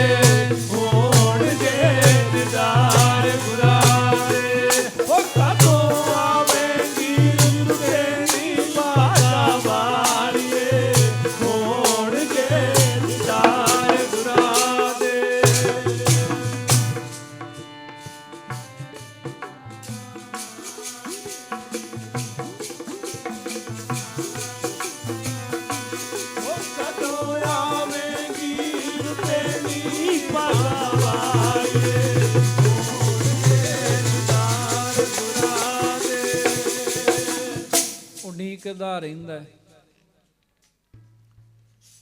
ਉਹਨਾਂ ਰਾਹਾਂ ਨੂੰ ਤੱਕਦਾ ਰਹਿੰਦਾ। ਪੰਥ ਨਿਹਾਰੇ ਕਾਮਨੀ ਲੋਚਨ ਭਰੀਲੇ ਉਸਾਸਾ, ਔਰ ਨਾ ਭਿੰਜੈ ਪਗ ਨਾ ਖਿਸੈ ਹਰ ਦਰਸ਼ਨ ਕੀ ਆਸਾ। ਕਹਿੰਦੇ ਪਿਆਰ ਵਾਲੇ ਤੇ ਰਾਹ ਤੱਕਦੇ ਰਹਿੰਦੇ ਨੇ। ਕਿਹੜਾ ਰਾਹ? ਅੰਦਰ, ਅੰਦਰ ਵਾਲਾ ਰਾਹ, ਕਿਉਂਕਿ ਅੰਦਰ ਹੀ ਦਰਸ਼ਨ ਹੋਣੇ ਨੇ ਨਾ ਗੁਰੂ ਦੇ। ਜੇ ਆਪਾਂ ਗੁਰੂ ਦੇ ਦਰਸ਼ਨ ਕਰਨੇ ਨੇ ਤੇ ਪਿਆਰਿਓ ਅੰਦਰੋਂ ਹੀ ਹੋਣੇ ਨੇ। ਤੇ ਇਦਾਂ ਉਹ ਵੀ ਪਿਆਰ ਦੇ ਵਿੱਚ ਰਾਹ ਤੱਕਦਾ ਰਹਿੰਦਾ। ਤੇ ਇਧਰ ਸਬੱਬ ਬਣਿਆ, ਮੀਰੀ ਪੀਰੀ ਦੇ ਮਾਲਕ ਆਗਰੇ ਦੇ ਇਲਾਕੇ ਨੂੰ ਭਾਗ ਲਾਉਣ ਵਾਸਤੇ ਪਹੁੰਚੇ ਨੇ। ਜਹਾਂਗੀਰ ਬਾਦਸ਼ਾਹ ਦੇ ਨਾਲ ਸ਼ਿਕਾਰ ਖੇਡਣ ਵਾਸਤੇ ਆਏ। ਸ਼ਿਕਾਰ ਖੇਡਦਿਆਂ ਖੇਡਦਿਆਂ ਕਹਿੰਦੇ ਸ਼ਾਮ ਪੈ ਗਈ। ਉੱਥੇ ਹੀ ਤੰਬੂ ਲਾ ਲਏ। ਇੱਕ ਪਾਸੇ ਸੱਚੇ ਪਾਤਸ਼ਾਹ ਗੁਰੂ ਹਰਗੋਬਿੰਦ ਸਾਹਿਬ ਜੀ ਦਾ ਤੰਬੂ ਲੱਗਾ ਹੈ, ਦੂਜੇ ਪਾਸੇ ਬਾਦਸ਼ਾਹ ਦਾ ਲੱਗਾ ਹੋਇਆ ਹੈ। ਹੁਣ ਇਸ ਗਰੀਬ ਸਿੱਖ ਨੂੰ 10 ਭਈ ਪਤਾ ਲੱਗਿਆ ਕਿ ਜਿਸ ਸਤਿਗੁਰੂ ਨੂੰ ਤੂੰ ਦਿਨ ਰਾਤ ਯਾਦ ਕਰਦਾ ਹੈ, ਹੁਣ ਪਿਆਰ ਵਾਲਿਆਂ ਦਾ ਤੇ ਪਤਾ ਲੱਗ ਹੀ ਜਾਂਦਾ ਹੈ ਨਾ। ਹਰ ਵੇਲੇ ਉਹ ਦੀਵਾਨੇ ਮਸਤਾਨੇ ਜੇ ਰਹਿੰਦੇ ਨੇ, ਵੱਖਰੇ ਰਹਿੰਦੇ ਨੇ ਸੰਸਾਰ ਦੇ ਨਾਲੋਂ। ਜਿਵੇਂ 6ਵੇਂ ਪਾਤਸ਼ਾਹ ਜੀ ਦੇ ਵੇਲੇ ਹੀ ਭਾਈ ਪੱਲਾ ਹੋਇਆ, ਨਾਮ ਕੁਝ ਹੋਰ ਸੀ ਪਰ ਪੱਲੇ ਦੇ ਨਾਲ ਗੁੜ ਦੀ ਢੇਲੀ ਬਣ ਕੇ ਰੱਖਦਾ ਸੀ ਕਿ ਜਦੋਂ ਸੱਚੇ ਪਾਤਸ਼ਾਹ ਜੀ ਆਉਣਗੇ ਮਹਾਰਾਜ ਨੂੰ ਭੇਟ ਕਰਾਂਗਾ, ਛਕਾਵਾਂਗਾ, ਤੇ ਨਾਮ ਹੀ ਭਾਈ ਪੱਲਾ ਪੈ ਗਿਆ। ਫਿਰ ਇਹਨੂੰ ਪਤਾ ਲੱਗਿਆ ਕਿ ਸੱਚੇ ਪਾਤਸ਼ਾਹ ਜੀ ਆਏ ਨੇ। ਇੰਨਾ ਚਾਅ ਮਨ ਦੇ ਵਿੱਚ ਕਿ ਮੇਰੀ ਸੁਣ ਲਈ ਮਹਾਰਾਜ ਨੇ, ਬੜਾ ਚਾਅ, ਰੋਮ ਰੋਮ ਖਿੜ ਗਿਆ। ਮਨਚਾਓ ਪਿਆ ਪ੍ਰਭ ਆਗਮ ਸੁਣਿਆ। ਮਨ ਦੇ ਵਿੱਚ ਚਾਅ ਹੀ ਚਾਅ ਹੈ। ਚਾਅ ਦੇ ਵਿੱਚ ਕੀ ਕੀਤਾ, ਇੱਕ ਟਕਾ ਸੀ ਉਹਦੇ ਕੋਲ, ਬੜੇ ਦਿਨਾਂ ਦਾ ਸਾਂਭ ਕੇ ਰੱਖਿਆ ਸੀ। ਜਦੋਂ ਸੱਚੇ ਪਾਤਸ਼ਾਹ ਆਉਣਗੇ ਤੇ ਮਹਾਰਾਜ ਨੂੰ ਭੇਟ ਕਰਾਂਗਾ। ਉਸੇ ਵੇਲੇ ਉਹ ਟਕਾ ਲਿਆ ਤੇ ਨਰੋਏ ਘਾਹ ਦੀ ਨਾ ਘਾਹ ਵੱਢ ਕੇ ਪੰਡ ਬੰਨ ਲਈ ਕਿ ਇਹ ਜਿਹੜਾ ਘਾਹ ਮਹਾਰਾਜ ਦੇ ਘੋੜਿਆਂ ਵਾਸਤੇ ਤੇ ਇੱਕ ਟਕਾ ਸੱਚੇ ਪਾਤਸ਼ਾਹ ਜੀ ਨੂੰ ਭੇਟ ਕਰਾਂਗਾ। ਚੱਲ ਪਿਆ ਲੈ ਕੇ। ਹੁਣ ਯਾਦ ਰੱਖਿਓ, ਜਿੰਨੀ ਸਿੱਖ ਨੂੰ ਤਾਂਘ ਹੁੰਦੀ ਹੈ ਨਾ ਗੁਰੂ ਨੂੰ ਮਿਲਣ ਦੀ, ਓਨੀ ਤਾਂਘ ਹੀ, ਓਨੀ ਤੜਪ ਹੀ ਗੁਰੂ ਦੇ ਵਿੱਚ ਵੀ ਹੁੰਦੀ ਹੈ ਆਪਣੇ ਸਿੱਖ ਨੂੰ, ਆਪਣੇ ਪਿਆਰੇ ਨੂੰ ਮਿਲਣ ਦੀ। ਭਾਈ ਗੁਰਦਾਸ ਜੀ ਦੇ ਆਪਾਂ ਬਚਨ ਪੜ੍ਹਦੇ ਹਾਂ, ਚਰਨ ਸ਼ਰਨ ਗੁਰ ਏਕ ਪੈਂਡਾ ਜਾਏ ਚੱਲ, ਸਤਿਗੁਰੂ ਕੋਟ ਪੈਂਡਾ ਆਗੇ ਹੋਏ ਲੇਤ ਹੈ। ਕੋਈ ਇੱਕ ਕਦਮ ਵੀ ਭਾਵਨਾ ਦੇ ਗੁਰੂ ਦੇ ਵੱਲ ਚੱਲਦਾ ਹੈ ਨਾ, ਭਾਵਨਾ ਪਿਆਰ ਦੇ ਨਾਲ, ਤੇ ਗੁਰੂ ਕਰੋੜਾਂ ਕਦਮ ਅੱਗੋਂ ਲੈਣ ਵਾਸਤੇ ਹੁੰਦਾ ਹੈ। ਸਿੱਖ ਤੇ ਗੁਰੂ ਦਾ ਰਿਸ਼ਤਾ ਹੀ ਐਸਾ ਹੈ, ਇਹ ਦੋਵੇਂ ਪਾਸਿਆਂ ਦੀ ਖਿੱਚ ਹੈ। ਮਹਾਰਾਜ ਕਹਿੰਦੇ ਜਿਹੜੀ ਗੁਰੂ ਤੇ ਸਿੱਖ ਦੀ ਜਿਹੜੀ ਪ੍ਰੀਤ ਹੈ, ਇਹ ਦੋ ਪਾਸੜ ਪ੍ਰੀਤ ਹੈ, ਦੋ ਅੰਗੀ ਪ੍ਰੀਤ ਹੈ। ਨਹੀਂ ਤੇ ਦੀਵੇ ਤੇ ਪਤੰਗੇ ਦੀ ਇੱਕ ਅੰਗੀ ਪ੍ਰੀਤ ਹੈ, ਕਮਲ ਫੁੱਲ ਤੇ ਭੋਰੇ ਦੀ ਇੱਕ ਅੰਗੀ ਪ੍ਰੀਤ ਹੈ, ਚੰਦ ਤੇ ਚਕੋਰ ਦੀ ਇੱਕ ਪਾਸੇ ਦੀ ਪ੍ਰੀਤ ਹੈ। ਹੁਣ ਦੀਵਾ ਬਲਦਾ, ਪਤਾ ਨਹੀਂ ਕਿੰਨੇ ਕੁ ਪਤੰਗੇ ਆ ਕੇ ਦੀਵੇ ਦੇ ਉੱਤੇ ਸੜਦੇ ਨੇ, ਪਰ ਦੀਵੇ ਨੂੰ ਕੋਈ ਪਰਵਾਹ ਨਹੀਂ, ਕੋਈ ਕਦਰ ਨਹੀਂ। ਕਮਲ ਫੁੱਲ ਤੇ ਆ ਕੇ ਭੋਰਾ ਗੁੰਜਾਰ ਪਾਉਂਦਾ, ਮੰਡਰਾਉਂਦਾ, ਪਰ ਕਮਲ ਦਾ ਫੁੱਲ ਹੀ ਅੰਤ ਨੂੰ ਉਹਦੀ ਜਾਨ ਲੈ ਲੈਂਦਾ। ਮੱਛੀ ਨੂੰ ਪਾਣੀ ਦੇ ਨਾਲ ਪ੍ਰੀਤ ਹੈ, ਪਰ ਪਾਣੀ ਨੂੰ ਕੋਈ ਪਰਵਾਹ ਨਹੀਂ। ਪਰ ਜਿੰਨੀ ਸਿੱਖ ਦੀ ਗੁਰੂ ਦੇ ਨਾਲ ਪ੍ਰੀਤ ਹੈ, ਉਦੋਂ ਕਈ ਗੁਣਾ ਵੱਧ ਗੁਰੂ ਸਿੱਖ ਨੂੰ ਪ੍ਰੇਮ ਕਰਦਾ।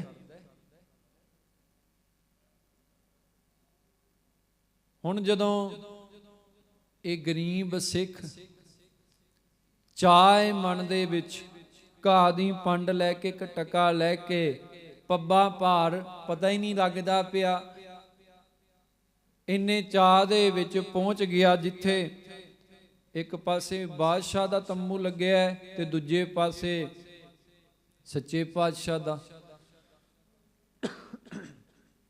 ਤੇ ਉੱਥੇ ਨਾ ਬਾਹਰ ਜਦੋਂ ਪਹੁੰਚਿਆ, ਜਹਾਂਗੀਰ ਦੇ ਨੌਕਰ ਖਲੋਤੇ ਨੇ, ਸਿਪਾਹੀ ਖਲੋਤੇ ਨੇ। ਉਹ ਕਹਿੰਦਾ ਮੈਂ ਸੱਚੇ ਪਾਤਸ਼ਾਹ ਦੇ ਦਰਸ਼ਨ ਕਰਨੇ ਨੇ। ਉਹਨੇ ਸਿਪਾਹੀਆਂ ਨੂੰ ਇਦਾਂ ਲੱਗਿਆ ਕਿ ਸ਼ਾਇਦ ਇਹ ਕਹਿੰਦਾ ਬਾਦਸ਼ਾਹ ਦੇ ਦਰਸ਼ਨ ਕਰਨੇ ਨੇ, ਮੈਂ ਸੱਚੇ ਪਾਤਸ਼ਾਹ ਦੇ ਦਰਸ਼ਨ ਕਰਨ ਵਾਸਤੇ ਆਇਆ। ਸਿਪਾਹੀਆਂ ਨੇ ਬਾਦਸ਼ਾਹ ਦੇ ਤੰਬੂ ਵੱਲ ਭੇਜ ਦਿੱਤਾ ਕਿ ਉਹ ਹੈ, ਉਧਰ ਨੇ ਇਸ਼ਾਰਾ ਕਰ ਦਿੱਤਾ। ਜਦੋਂ ਇਹ ਸਿੱਖ ਗਿਆ, ਜਾ ਕੇ ਘਾਹ ਦੀ ਪੰਡ ਤੇ ਇੱਕ ਟਕਾ ਰੱਖ ਕੇ ਰੱਖਿਆ ਜਦੋਂ, ਤੇ ਅੱਗੇ ਵੇਖਿਆ ਇਹ ਸੱਚੇ ਪਾਤਸ਼ਾਹ ਨਹੀਂ, ਇਹ ਤਾਂ ਜਹਾਂਗੀਰ ਬਾਦਸ਼ਾਹ ਹੈ।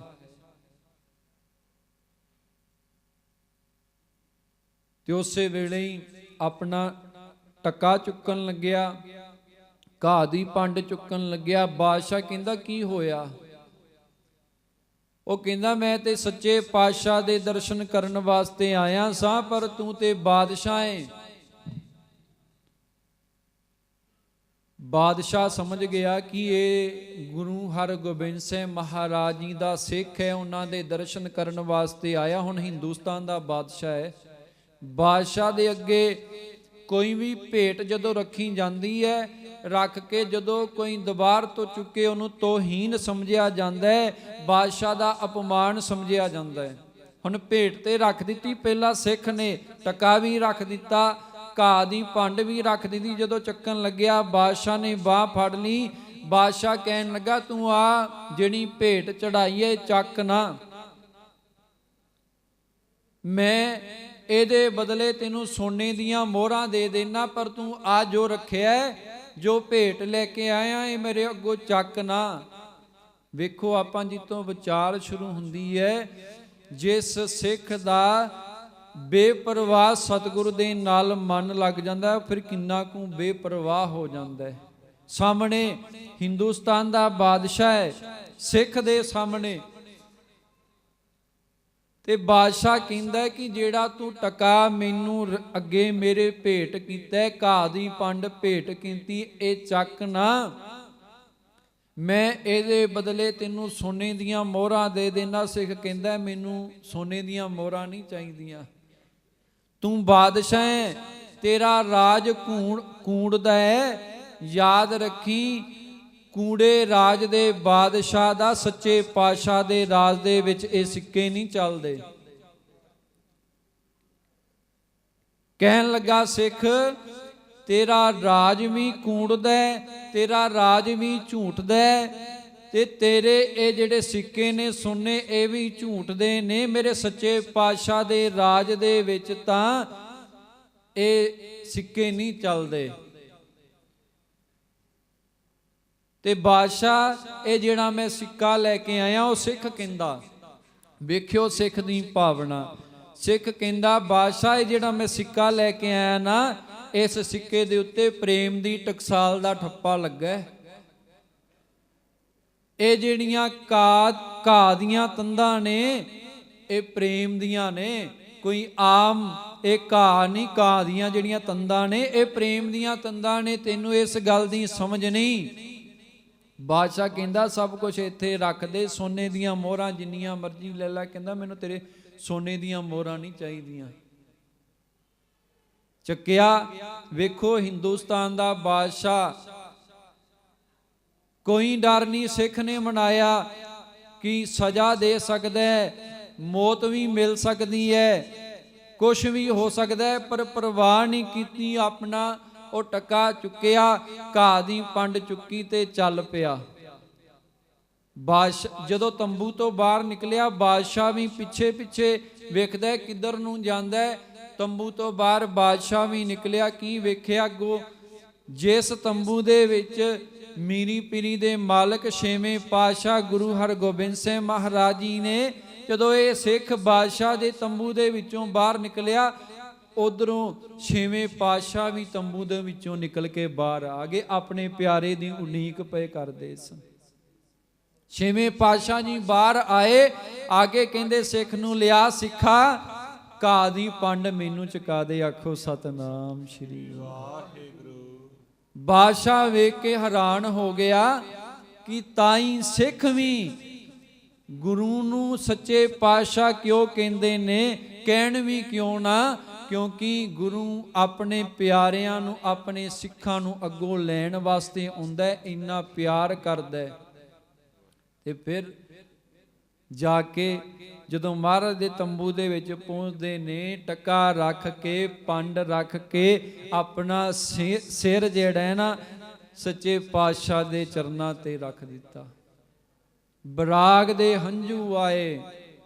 ਜਿਸ ਸਤਿਗੁਰੂ ਨੂੰ ਉਡੀਕਦਾ ਸੀ ਦਿਨ ਰਾਤ, ਜਿਹਦੇ ਦਦਾਰਿਆਂ ਨੂੰ ਅੱਖਾਂ ਤਰਸਦੀਆਂ ਸਨ, ਤਰਸੀਆਂ ਪਈਆਂ ਸਨ, ਸਾਹਮਣੇ ਉਹ ਸਤਿਗੁਰ ਹੈ। ਰੱਜ ਰੱਜ ਕੇ ਦੀਦਿਆਂ ਦੇ ਨਾਲ, ਅੱਖਾਂ ਦੇ ਨਾਲ ਦੀਦਾਰ ਕੀਤੇ।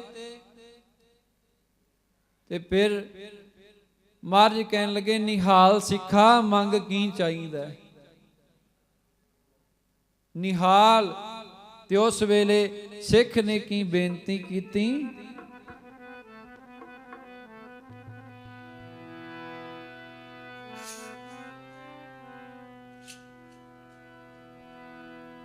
ਜੀ ਮੈਂ ਬੋਹੜ ਜਨਮ ਨਾ ਆਵਾਂ, ਇਹੋ ਮੇਰੀ ਬੇਨਤੀ ਗੁਰਾ, ਬੋਹੜ ਜਨਮ ਨਾ ਆਵਾਂ, ਇਹੋ ਮੇਰੀ ਬੇਨਤੀ ਗੁਰਾ।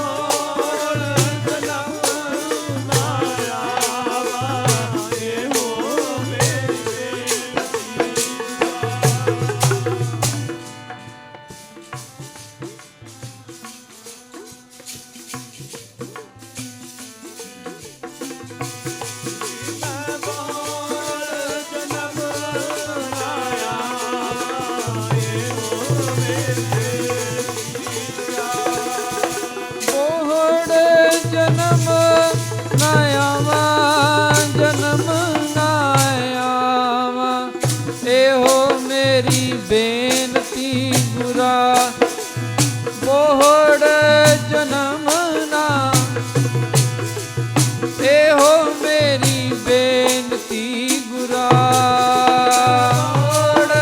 ਜਨਮ ਨਾ ਆਵਾ, ਇਹੋ ਮੇਰੀ ਬੇਨਤੀ ਗੁਰਾ।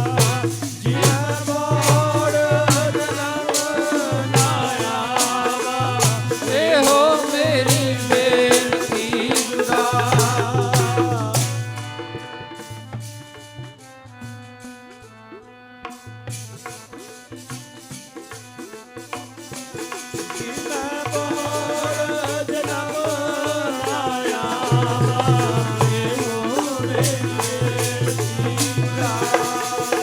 ਇਹੋ ਮੇਰੀ ਦੀ ਬੇਨਤੀ ਗੁਰਾ, ਇਹੋ ਮੇਰੀ ਜੀ ਬੇਨਤੀ ਗੁਰਾ।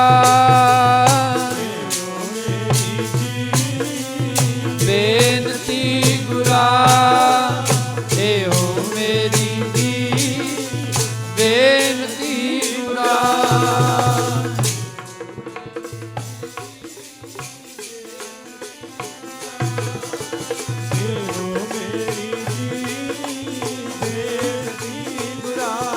ਜਿਵੇਂ ਬੋਹੜ ਜਨਮ ਨਾ ਆਵਾ,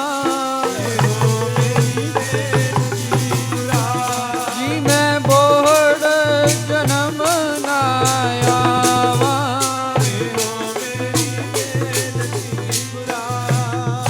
ਬੋੜ ਜਨਮ ਨਾ ਆਵਾ, ਇਹੋ ਮੇਰੀ ਬੇਨਤੀ ਗੁਰਾ। ਜਿਵੇਂ ਬੋਹੜ ਜਨਮ ਨਾ ਆਵਾ, ਇਹੋ ਮੇਰੀ ਬੇਨਤੀ ਗੁਰਾ। ਇਹ ਬੇਨਤੀ ਕੀਤੀ ਇੱਕ ਦੁਖ ਰਾਮ ਰਾਏ ਕਾਟੋ ਹਮੇਰਾ, ਅਗਨ ਦਹੈ ਅਰ ਗਰਭ ਬਸੇਦਾ। ਐਸੀ ਕਿਰਪਾ ਕਰ ਦੇਵੋ ਮਹਾਰਾਜ, ਮੇਰਾ ਜਨਮ ਮਰਨ ਕੱਟਿਆ ਜਾਏ। ਤੇ ਸੱਚੇ ਪਾਤਸ਼ਾਹ ਜੀ ਨੇ ਸਿੱਖ ਦੇ ਉੱਤੇ ਐਸੀ ਬਖਸ਼ਿਸ਼ ਕੀਤੀ, ਸਾਰੇ ਜਨਮ ਮਰਨ ਦੇ ਗੇੜ ਜਿਹੜੇ ਨੇ ਉਹ ਕੱਟ ਦਿੱਤੇ। ਗੱਲ ਮੁੱਕਦੀ ਹੈ ਭਾਵਨਾ ਤੇ। ਗੁਰੂ ਨੇ ਸਾਡੀ ਭਾਵਨਾ ਦੇਖਣੀ ਹੈ, ਸਾਡਾ ਪ੍ਰੇਮ ਦੇਖਣਾ ਹੈ। ਆਪਣੇ ਅੰਦਰ ਭਾਵਨਾ ਬਣਾਈਏ, ਸ਼ਰਧਾ ਬਣਾਈਏ, ਬਾਣੀ ਬਾਣੇ ਦੇ ਧਾਰਨੀ ਹੋਈਏ, ਗੁਰੂ ਦੇ ਸ਼ਬਦ ਦੇ ਲੜ ਲੱਗੀਏ। ਦੁੱਖ ਸੁੱਖ ਤੇ ਪਿਆਰਿਓ ਜੀਵਨ ਦੇ ਵਿੱਚ ਚੱਲਦੇ ਹੀ ਰਹਿੰਦੇ ਨੇ। ਦੁੱਖ ਸੁੱਖ ਦੋਏ ਦਰ ਕੱਪੜੇ ਪਹਿਰੇ ਜਾਏ ਮਨੁੱਖ। ਇਹ ਤੇ ਪਰਮਾਤਮਾ ਦੇ ਦਰ ਤੋਂ ਮਿਲੇ ਹੋਏ ਕੱਪੜੇ ਨੇ। ਜੇ ਮਨੁੱਖਾ ਜਨਮ ਮਿਲਿਆ ਤੇ ਪਿਆਰਿਓ ਫਿਰ ਦੁੱਖ ਸੁੱਖ ਵੀ ਆਉਣਗੇ। ਇਹ ਜੀਵਨ ਦੇ ਪੜਾਅ ਨੇ, ਕਦੀ ਦੁੱਖ ਹੈ, ਕਦੀ ਸੁੱਖ ਹੈ, ਕਦੀ ਖੁਸ਼ੀ ਹੈ, ਕਦੀ ਗਮੀ ਹੈ। ਤੇ ਪਿਆਰਿਓ ਗੁਰਬਾਣੀ ਦੇ ਨਾਲ ਜਦੋਂ ਅਸੀਂ ਜੁੜਾਂਗੇ, ਗੁਰਬਾਣੀ ਸਾਨੂੰ ਫਿਰ ਜਾਚ ਸਿਖਾਉਂਦੀ ਹੈ ਦੁੱਖ ਦੇ ਵਿੱਚ ਅਸੀਂ ਕਿਵੇਂ ਖਿੜੇ ਮੱਥੇ ਦੁੱਖ ਨੂੰ ਵੀ ਪ੍ਰਵਾਨ ਕਰਕੇ ਵਾਹਿਗੁਰੂ ਦੇ ਭਾਣੇ ਦੇ ਵਿੱਚ ਆਪਣੇ ਜੀਵਨ ਨੂੰ ਜਿਉਣਾ ਹੈ। ਇਹ ਗੁਰਬਾਣੀ ਦੇ ਨਾਲ ਜਦੋਂ ਜੁੜਾਂਗੇ ਫਿਰ ਪਿਆਰਿਓ ਸਮਝ ਪਵੇਗੀ ਕਿ ਦੁੱਖ ਵੀ ਪਰਮਾਤਮਾ ਦੀ ਹੀ ਦਾਤ ਹੈ। ਦੁੱਖ ਸੁਖ ਪ੍ਰਭ ਦੇਵਨ ਹਾਰ, ਅਵਰ ਤਿਆਗ ਤੂੰ ਤਿਸਹਿ ਚਿਤਾਰ। ਦਾਤਾ ਜਦੋਂ ਇੱਕ ਹੈ ਫਿਰ ਪਿਆਰਿਓ ਦੁੱਖ ਵੀ ਉਹ ਦੇਣ ਵਾਲਾ ਹੈ ਤੇ ਸੁੱਖ ਵੀ ਉਹ ਦੇਣ ਵਾਲਾ ਹੈ। ਦੁੱਖ ਕੱਟਣ ਵਾਲਾ ਵੀ ਉਹ ਹੈ ਤੇ ਸੁੱਖਾਂ ਦੀ ਬਖਸ਼ਿਸ਼ ਕਰਨ ਵਾਲਾ ਵੀ ਉਹੀ ਹੈ। ਤੇ ਹਮੇਸ਼ਾ ਯਾਦ ਰੱਖੀਏ, ਜੁੜੇ ਰਹੀਏ ਬਾਣੀ ਦੇ ਨਾਲ। ਸਾਡੇ ਸਤਿਗੁਰਾਂ ਨੇ ਸਾਡੇ ਵਾਸਤੇ ਸਿਧਾਂਤ ਬਣਾਏ ਨੇ। ਤਤੀ ਤਵੀ ਤੇ ਬਹਿ ਕੇ ਇਹ ਦੱਸਿਆ ਕਿ ਕਿਵੇਂ ਭਾਣਾ ਮਿੱਠਾ ਕਰਕੇ ਮੰਨਣਾ ਹੈ। ਇਹ ਸਾਡੇ ਵਾਸਤੇ ਪਿਆਰਿਓ ਸੱਚੇ ਪਾਤਸ਼ਾਹ ਜੀ ਕੱਲਾ ਬਾਣੀ ਦੇ ਵਿੱਚ ਲਿਖ ਕੇ ਨਹੀਂ ਗਏ ਕਿ ਤੇਰਾ ਕੀਆ ਮਿੱਠਾ ਲਾਗੇ ਹਰ ਨਾਮ ਪਦਾਰਥ ਨਾਨਕ ਮੰਗੈ। ਕੱਲੇ ਲਿਖ ਕੇ ਨਹੀਂ ਗਏ ਗੁਰੂ ਅਰਜਨ ਦੇਵ ਮਹਾਰਾਜ ਜੀ, ਭਾਣਾ ਮਿੱਠਾ ਕਰਕੇ ਮੰਨਿਆ ਵੀ। ਕੱਲਾ ਮੰਨਿਆ ਨਹੀਂ, ਸਾਨੂੰ ਸਿਖਾ ਕੇ ਗਏ। ਇਤਿਹਾਸ ਪਿਆਰਿਓ, ਸਾਖੀ ਦਾ ਅਰਥ ਹੈ ਸਿੱਖਿਆ ਲੈਣੀ, ਕੱਲਾ ਸੁਣਨਾ ਨਹੀਂ। ਹੁਣ ਸਿੱਖ ਦੇ ਭਾਵੇਂ ਗਰੀਬ ਸੀ ਸਿੱਖ, ਜਿਹੜੀ ਅੱਜ ਆਪਾਂ ਇਤਿਹਾਸ ਇਹ ਸਾਂਝਾ ਕੀਤਾ, ਇਹ ਤੋਂ ਸਿੱਖਿਆ ਕੀ ਲੈਣੀ ਹੈ? ਭਾਵੇਂ ਕਿੰਨਾ ਕੁ ਤਨ ਕਰਕੇ ਗਰੀਬ ਹੈ, ਪਰ ਮਨ ਕਰਕੇ ਅੰਦਰ ਗੁਰੂ ਦੇ ਪ੍ਰੇਮ ਦੇ ਨਾਲ ਭਰਿਆ ਪਿਆ। ਇੰਨਾ ਕੁ ਅਮੀਰ ਹੈ, ਜਿਨ ਕੈ ਪੱਲੇ ਧਨ ਵਸੈ ਤਿਨ ਕਾ ਨਾਉ ਫਕੀਰ, ਜਿਨ ਕੈ ਹਿਰਦੈ ਤੂੰ ਵਸੈ ਤੇ ਨਰ ਗੁਣੀ ਗਹੀਰ। ਮਹਾਰਾਜ ਕਹਿੰਦੇ ਜਿਨ੍ਹਾਂ ਦੇ ਹਿਰਦੇ ਦੇ ਵਿੱਚ ਉਹ ਪਰਮਾਤਮਾ ਵਸ ਜਾਵੇ ਨਾ, ਉਹ ਜਿਹੜਾ ਮਨੁੱਖ ਹੈ ਫਿਰ ਗੁਣਾ ਦਾ ਖਜ਼ਾਨਾ ਬਣ ਜਾਂਦਾ ਹੈ। ਤੇ ਵੇਖੋ ਸਿੱਖ ਦੀ ਭਾਵਨਾ ਕਿੰਨੀ ਸੀ। ਸਮੇਂ ਦਾ ਬਾਦਸ਼ਾਹ ਵੀ ਸਾਹਮਣੇ ਹੈ, ਪਰ ਆਪਣਾ ਸਿਦਕ ਨਹੀਂ ਡਲਾਇਆ ਕਿ ਮੈਂ ਸੱਚੇ ਪਾਤਸ਼ਾਹ ਦਾ ਸਿੱਖ ਹਾਂ, ਮੈਨੂੰ ਤੇਰੀਆਂ ਇਹ ਸੋਨੇ ਦੀਆਂ ਮੋਹਰਾਂ ਨਹੀਂ ਡਲਾ ਸਕਦੀਆਂ। ਵੇਖੋ ਕਿੰਨਾ ਕੁ ਸਿਦਕ ਹੋਏਗਾ ਸਿੱਖ ਦੇ ਹਿਰਦੇ ਦੇ ਵਿੱਚ। ਸਾਹਮਣੇ ਬਾਦਸ਼ਾਹ ਹਿੰਦੁਸਤਾਨ ਦਾ, ਉਹ ਕਹਿੰਦਾ ਸੋਨੇ ਦੀਆਂ ਮੋਹਰਾਂ ਲੈ ਲੈ, ਜੋ ਕਵੇਂਗਾ ਤੈਨੂੰ ਦੇਵਾਂਗਾ। ਪਰ ਸਿੱਖ ਨੇ ਆਪਣਾ ਸਿਦਕ ਨਹੀਂ ਡੋਲਿਆ। ਇਹ ਪਰਖ ਸੀ ਨਾ ਉਹਦੀ, ਇਹ ਪੇਪਰ ਸੀ। ਕਸਵੱਟੀ ਲੱਗਦੀ ਹੈ ਜੀਵਨ ਦੇ ਵਿੱਚ। ਦੁੱਖ ਜਦੋਂ ਆਉਂਦਾ, ਕੀ ਪਤਾ ਸਾਡੀ ਕਸਵੱਟੀ ਲੱਗਦੀ ਹੋਵੇ, ਗੁਰੂ ਸਾਡੀ ਪਰਖ ਕਰਦਾ ਹੋਵੇ, ਕੋਈ ਪਤਾ ਨਹੀਂ। ਦੁੱਖ ਪਿਆਰਿਓ ਜਦੋਂ ਜੀਵਨ ਦੇ ਵਿੱਚ ਆਉਂਦਾ ਨਾ ਕੁਛ ਸਾਨੂੰ ਸਿਖਾ ਕੇ ਹੀ ਜਾਂਦਾ। ਬੰਦਾ ਸਿੱਖਣ ਵਾਲਾ ਹੋਵੇ। ਅਸੀਂ ਤੇ ਪਹਿਲਾਂ ਹੀ ਢੇਰੀ ਢਾ ਕੇ ਬਹਿ ਜਾਂਦੇ, ਸਿੱਖਾਂਗੇ ਕੀ? ਲੈ ਅਸੀਂ ਤੇ ਗੁਰਦੁਆਰੇ ਵੀ ਜਾਂਦੇ ਸਾਂ, ਅਸੀਂ ਤੇ ਸੇਵਾ ਵੀ ਕਰਨੇ ਆ, ਅਸੀਂ ਬਾਣੀ ਵੀ ਪੜ੍ਹਨੇ ਆ, ਤਾਂ ਵੀ ਸਾਡੇ ਜੀਵਨ ਦੇ ਵਿੱਚ ਦੁੱਖ ਆਇਆ। ਪਰ ਜਿਸ ਬਾਣੀ ਨੂੰ ਤੂੰ ਪੜ੍ਹਨਾ, ਉਹ ਬਾਣੀ ਕਹਿੰਦੀ ਹੈ ਕੇਤਿਆ ਦੂਗ ਭੂਗ ਸਦਮਾਰ, ਇਹ ਪੇ ਦਾਤ ਤੇਰੀ ਦਾਤਾਰ। ਬਾਣੀ ਤੇ ਕਹਿੰਦੀ ਹੈ ਦੁੱਖ ਤੇ ਕੱਲਾ ਸੁੱਖ ਹੀ ਗੁਰੂ ਦੀ ਦਾਤ ਨਹੀਂ, ਦੁੱਖ ਤੇ ਭੁੱਖ ਵੀ ਗੁਰੂ ਦੀ ਦਾਤ ਹੈ। ਜਿਵੇਂ ਸੁੱਖ ਨੂੰ ਆਪਾਂ ਦਾਤ ਕਰਕੇ ਮੰਨਨੇ ਆ ਨਾ, ਆਪਾਂ ਸ਼ੁਕਰ ਕਰਨੇ ਆ, ਮਾਲਕਾ ਤੇਰਾ ਸ਼ੁਕਰ ਰਹਿ, ਤੂੰ ਸੁੱਖ ਦੇ ਦਿਨ ਵਿਖਾਏ ਨੇ, ਤੂੰ ਕਿਰਪਾ ਕੀਤੀ ਹੈ। ਜਦੋਂ ਦੁੱਖ ਆਵੇ ਨਾ, ਉਦੋਂ ਵੀ ਦੁੱਖ ਨੂੰ ਵੀ ਗੁਰੂ ਦੀ ਦਾਤ ਕਰਕੇ ਮੰਨੋਗੇ, ਫਿਰ ਪਿਆਰਿਓ ਇਹ ਦਾਤ ਵੀ ਪਿਆਰੀ ਲੱਗੇਗੀ। ਪਰ ਅਸੀਂ ਜਦੋਂ ਦੁੱਖ ਨੂੰ ਦੁੱਖ ਮੰਨਨੇ ਆ ਨਾ, ਫਿਰ ਅਸੀਂ ਦੁਖੀ ਹੁੰਨੇ ਆ। ਵੇਖੋ ਬੰਦ ਕੱਟਿਆ ਜਾ ਰਿਹਾ ਹੈ, ਸਿਰ ਦੇ ਉੱਤੇ ਆਰਾ ਚੱਲਦਾ ਪਿਆ, ਉਬਲਦੀ ਦੇਗ ਦੇ ਵਿੱਚ ਉਬਾਲੇ ਖਾਦੇ ਜਾ ਰਹੇ ਨੇ, ਰੂਹ ਦੇ ਵਿੱਚ ਲਪੇਟ ਕੇ ਸਾੜਿਆ ਜਾ ਰਿਹਾ ਹੈ। ਉਹਨਾਂ ਗੁਰਸਿੱਖਾਂ ਨੂੰ ਤਾਂ ਵੀ ਦੁੱਖ ਨਹੀਂ ਮਹਿਸੂਸ ਹੋਇਆ, ਤੇ ਸਾਡੇ ਦੁੱਖ ਉਹਨਾਂ ਦੁੱਖਾਂ ਦੇ ਅੱਗੇ ਕੀ ਨੇ? ਕੁਛ ਵੀ ਨਹੀਂ। ਜਿਹੜੇ ਦੁੱਖ ਸਾਡੇ ਵੱਡਿਆਂ ਨੇ, ਜਿਨ੍ਹਾਂ ਦੀ ਬਦੌਲਤ ਅੱਜ ਪਿਆਰਿਓ ਅਸੀਂ ਘਰਾਂ ਦੇ ਵਿੱਚ ਸੁੱਖ ਮਾਣਨੇ ਆ, ਜਿਨ੍ਹਾਂ ਦੀ ਬਦੌਲਤ ਅੱਜ ਸਾਡੇ ਸਿਰਾਂ ਤੇ ਦਸਤਾਰਾਂ ਨੇ, ਜਿਨ੍ਹਾਂ ਦੀ ਬਦੌਲਤ ਪਿਆਰਿਓ ਅੱਜ ਸਾਡੇ ਕੋਲ ਸਾਰੇ ਸੁੱਖ ਨੇ, ਸੁੱਖ ਹੰਡੋਨੇ ਆ, ਉਹਨਾਂ ਗੁਰਸਿੱਖਾਂ ਨੇ ਜਿਹੜੇ ਦੁੱਖ ਆਪਣੇ ਸ਼ਰੀਰਾਂ ਦੇ ਉੱਤੇ ਹੰਡਾਏ, ਉਹਨਾਂ ਦੇ ਦੁੱਖਾਂ ਦੇ ਸਾਹਮਣੇ ਸਾਡੇ ਦੁੱਖ ਤੇ ਕੁਛ ਵੀ ਨਹੀਂ।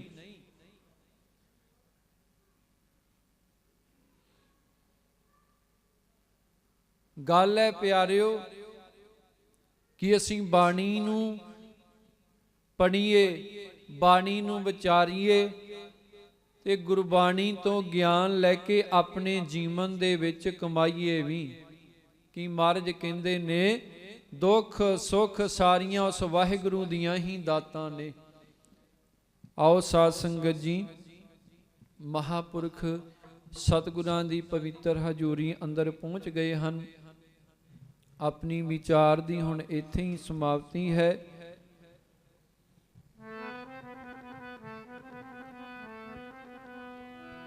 ਬਸ ਗੁਰੂ ਦੇ ਕੋਲੋਂ ਜਿੱਥੇ ਆਪਾਂ ਬੜਾ ਕੁਝ ਮੰਗਦੇ ਆਂ, ਦੁੱਖ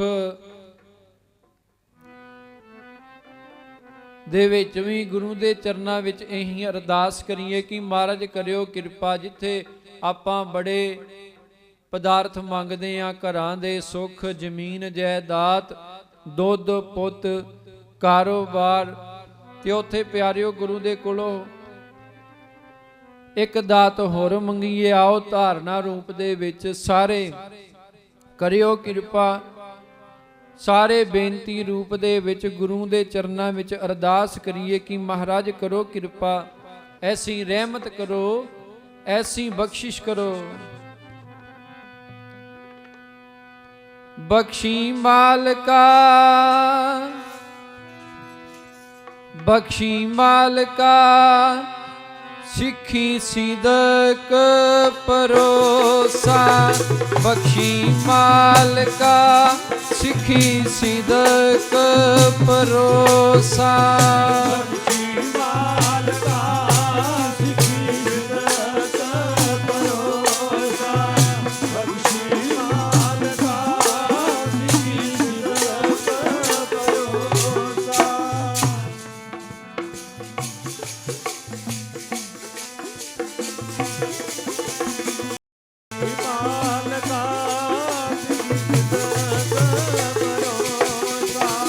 ਸਿਦਕ ਭਰੋਸਾ, ਸਿੱਖੀ ਸਿਦਕ ਭਰੋਸਾ। ਸਿਦਕ ਭਰੋਸਾ, ਸਿੱਖੀ ਸਿਦਕ ਭਰੋਸਾ।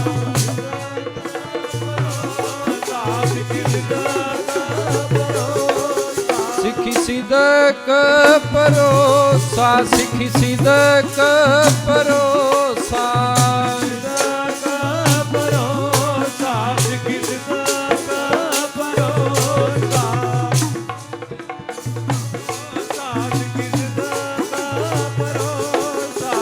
ਬਖਸ਼ੀ ਮਾਲਕਾ, ਸਿੱਖੀ ਸਿਦਕ ਭਰੋਸਾ। ਬਖਸ਼ੀ ਮਾਲਕਾ, ਸਿੱਖੀ ਸਿਦਕ ਭਰੋਸਾ।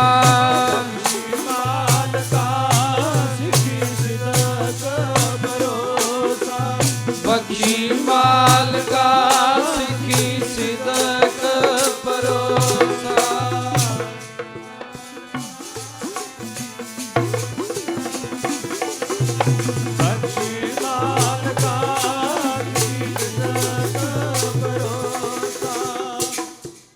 ਸੋ ਆਓ ਸਾਧ ਸੰਗਤ ਜੀ, ਇੰਨੀਆਂ ਕੁ ਬੇਨਤੀਆਂ ਆਪ ਜੀ ਨੇ ਪ੍ਰਵਾਨ ਕਰਨੀਆਂ।